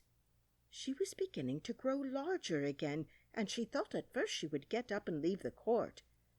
But on second thoughts she decided to remain where she was, as long as there was room for her. "I wish you wouldn't squeeze so," said the Dormouse, who was sitting next to her. "I can hardly breathe." "I can't help it," said Alice very meekly. "I'm growing." "You've no right to grow here," said the Dormouse. "Don't talk nonsense," said Alice more boldly. "You know you're growing too." "Yes, but I grow at a reasonable pace," said the Dormouse. "Not in that ridiculous fashion." And he got up very sulkily and crossed over to the other side of the court. All this time the queen had never left off staring at the Hatter. And just as the Dormouse crossed the court, she said to one of the officers of the court, "Bring me the list of the singers in the last concert." On which the wretched Hatter trembled so that he shook both his shoes off. "Give your evidence," the king repeated angrily, "or I'll have you executed, whether you're nervous or not." "I'm a poor man, your majesty," the Hatter began in a trembling voice, and I hadn't begun my tea, not above a week or so, and what with bread and butter getting so thin, and the twinkling of the tea—" "The twinkling of the what?" said the king. "Oh, it began with the tea," the Hatter replied. "Of course twinkling begins with a T," said the king sharply. "Do you take me for a dunce? Go on." "I'm a poor man," the Hatter went on, "and most things twinkle after that, only the March Hare said." "I didn't," the March Hare interrupted in a great hurry. "You did," said the Hatter. "I deny it," said the March Hare. "He denies it," said the king. "Leave that part out." "Well, at any rate, the Dormouse said," the Hatter went on, looking anxiously round to see if he would deny it too, but the Dormouse denied nothing, being fast asleep. "After that," continued the Hatter, "I cut some bread and butter." "But what did the Dormouse say?" one of the jury asked. "That I can't remember," said the Hatter. "You must remember," remarked the king, "or I'll have you executed." The miserable Hatter dropped his teacup and bread and butter and went down on one knee. "I'm a poor man, your majesty," he began. "You're a very poor speaker," said the king. Here one of the guinea pigs cheered, and was immediately suppressed by the officers of the court. As that is rather a hard word, I will just explain to you how it was done. They had a large canvas bag which tied up at the mouth with strings. Into this they slipped the guinea pig, head first, and then sat upon it. "I'm glad I've seen that done," thought Alice. "I've so often read in the newspapers at the end of trials there was some attempt at applause which was immediately suppressed by the officers of the court, and I never understood what it meant till now." "If that's all you know about it, you may stand down," continued the king. "I can't go no lower," said the Hatter. "I'm on the floor as it is." "Then you may sit down," the king replied. Here the other guinea pig cheered and was suppressed. "Can't that finish the guinea pigs?" thought Alice. "Now we shall get on better." "I'd rather finish my tea," said the Hatter, with an anxious look at the queen, who was reading the list of singers. "You may go," said the king, and the Hatter hurriedly left the court without even waiting to put his shoes on. "And just take his head off outside," the queen added to one of the officers, but the Hatter was out of sight before the officer could get to the door. "Call the next witness," said the king. The next witness was the Duchess's cook. She carried the pepper box in her hand, and Alice guessed who it was even before she got into the court by the way the people near the door began sneezing all at once. "Give your evidence," said the king. "Shan't," said the cook. The king looked anxiously at the White Rabbit, who said in a low voice, Your Majesty must cross-examine this witness." "Well, if I must, I must," the king said with a melancholy air, and after folding his arms and frowning at the cook till his eyes were nearly out of sight, he said in a deep voice, "What are tarts made of?" "Pepper mostly," said the cook. "Treacle," said a sleepy voice behind her. "Collar the Dormouse!" the queen shrieked out. "Behead the Dormouse! Turn that Dormouse out of court! Suppress him! Pinch him! Off with his whiskers!"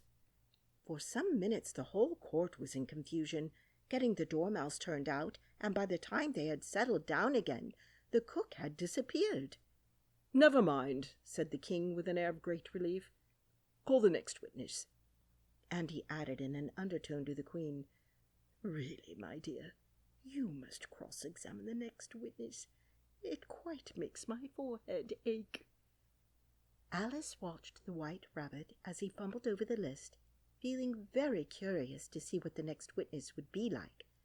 "For they haven't got much evidence yet," she said to herself. Imagine her surprise when the White Rabbit read out at the top of his shrill little voice the name Alice. Chapter 12. Alice's Evidence. "Here!"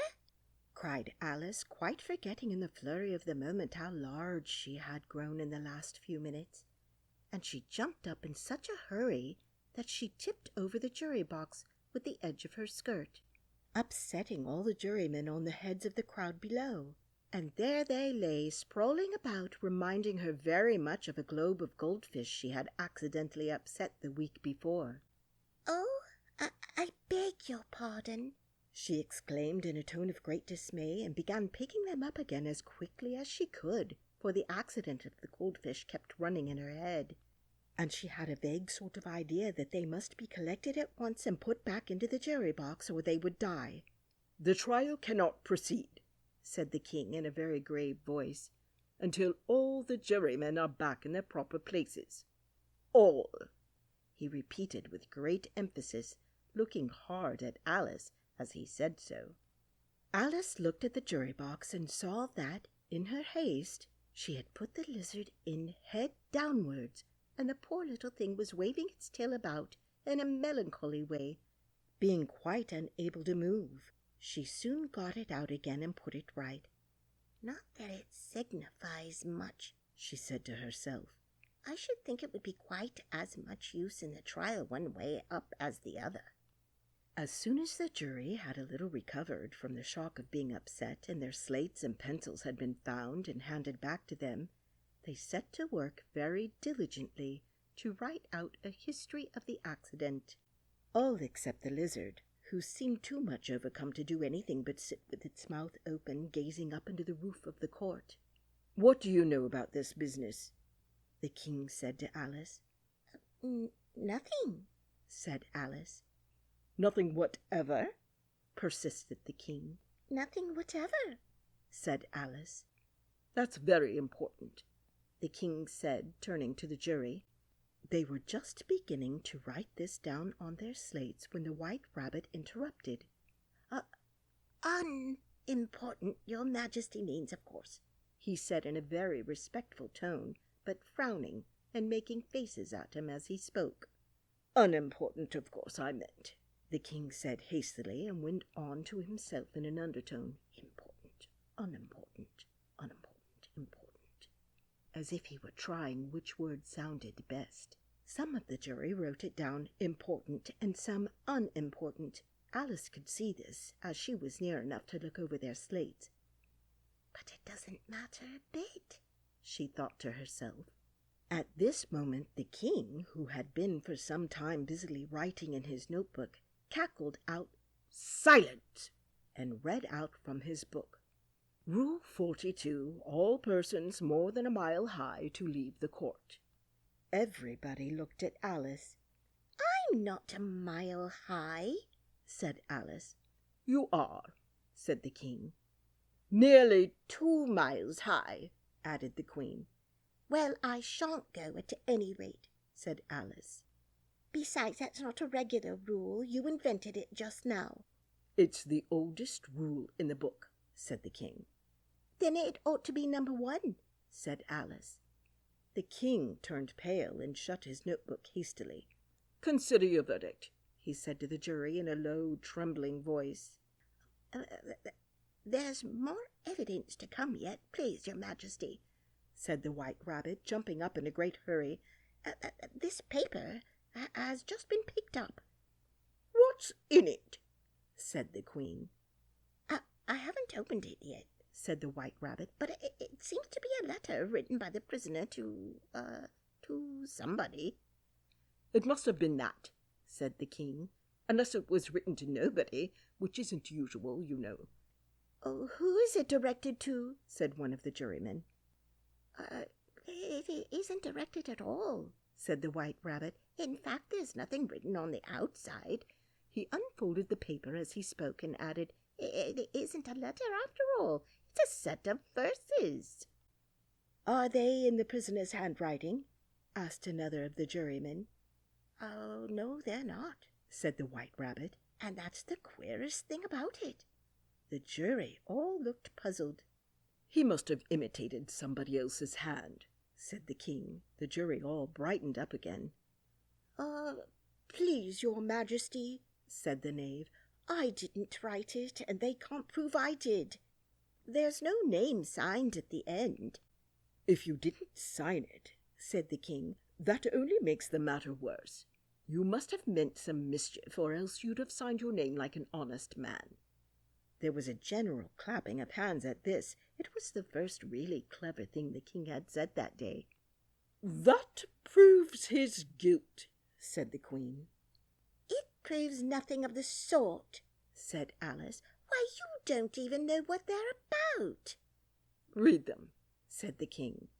The White Rabbit put on his spectacles. Where shall I begin, please, your majesty?" he asked. "Begin at the beginning," the king said gravely, "and go on till you come to the end, then stop." These were the verses the White Rabbit read. "They told me you had been to her and mentioned me to him. She gave me a good character, but said I could not swim. He sent them word I had not gone. We know it to be true. If she should push the matter on, what would become of you?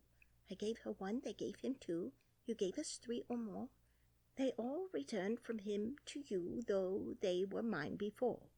If I or she should chance to be involved in this affair, he trusts to you to set them free exactly as we were. My notion was that you had been before she had this fit, an obstacle that came between him, ourselves, and it. Don't let him know she liked them best, for this must ever be a secret kept from all the rest between yourself and me." "That's the most important piece of evidence we've heard yet," said the king, rubbing his hands. "So now let the jury—" "If any one of them can explain it," said Alice. She had grown so large in the last few minutes that she wasn't a bit afraid of interrupting him. "I'll give him 6 pence. I don't believe there's an atom of meaning in it." The jury all wrote down on their slates, "She doesn't believe there's an atom of meaning in it." But none of them attempted to explain the paper.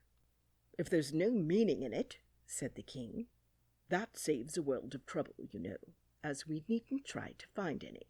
And yet, I don't know." He went on, spreading out the verses on his knees and looking at them with one eye. "I seem to see some meaning in them after all. Said I could not swim. You can't swim, can you?" he added, turning to the knave. The knave shook his head sadly. "Do I look like it?" he said, which he certainly did not, being made entirely of cardboard. All right, so far," said the king, and he went on muttering over the verses to himself. "We know it to be true. That's the jury, of course. I gave her 1, they gave him 2. Why, that must be what he did with the tarts, you know." "But it goes on, they all returned from him to you," said Alice. "Well, there they are," said the king triumphantly, pointing to the tarts on the table. "Nothing could be clearer than that. Then again, before she had this fit—" "You never had fits, my dear, I think?" he said to the queen. "Never," said the queen furiously, throwing an inkstand at the lizard as she spoke.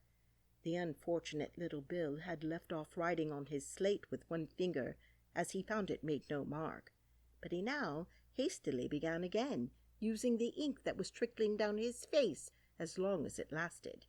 "Then the words don't fit you," said the king, looking round the court with a smile. There was a dead silence. "It's a pun," the king added in an offended tone, and everybody laughed.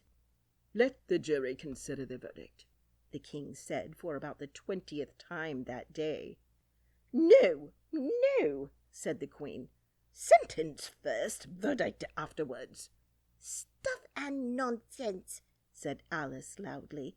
"The idea of having the sentence first." "Hold your tongue," said the queen, turning purple. "I won't," said Alice. Off with her head! The Queen shouted at the top of her voice. Nobody moved. Who cares for you? Said Alice. She had grown to her full size by this time. You're nothing but a pack of cards. At this the whole pack rose up into the air and came flying down upon her. She gave a little scream, half of fright and half of anger, and tried to beat them off, and found herself lying on the bank with her head in the lap of her sister, who was gently brushing away some dead leaves that had fluttered down from the trees upon her face. "Wake up, Alice dear," said her sister. "Why, what a long sleep you've had." "Oh, I've had such a curious dream," said Alice, and she told her sister, as well as she could remember them, all these strange adventures of hers that you have just been reading about. And when she had finished, her sister kissed her and said, "It was a curious dream, dear, certainly. But now run into your tea. It's getting late." So Alice got up and ran off, thinking while she ran, as well she might, what a wonderful dream it had been. But her sister sat still just as she left her, leaning her head on her hand, watching the sun setting and thinking of little Alice and all her wonderful adventures, till she too began dreaming after a fashion. And this was her dream. First, she dreamed of little Alice herself, and once again the tiny hands were clasped upon her knees, and the bright eager eyes were looking up into hers. She could hear the very tones of her voice, and see that queer little toss of her head to keep back the wandering hair that would always get in her eyes. And still, as she listened, or seemed to listen, the whole place around her became alive with the strange creatures of her little sister's dream. The long grass rustled at her feet as the white rabbit hurried by. The frightened mouse splashed his way through the neighboring pool. She could hear the rattle of the teacups as the March Hare and his friends shared their never-ending meal, and the shrill voice of the Queen ordering off her unfortunate guests to execution. Once more the pig baby was sneezing on the Duchess's knee, while plates and dishes crashed around it. Once more the shriek of the griffin, the squeaking of the lizard's slate pencil, and the choking of the suppressed guinea pigs filled the air, mixed up with the distant sobs of the miserable mock turtle. So she sat on with closed eyes, and half believed herself in Wonderland, though she knew she had but to open them again, and all would change to dull reality. The grass would be only rustling in the wind, and the pool rippling to the waving of the reeds.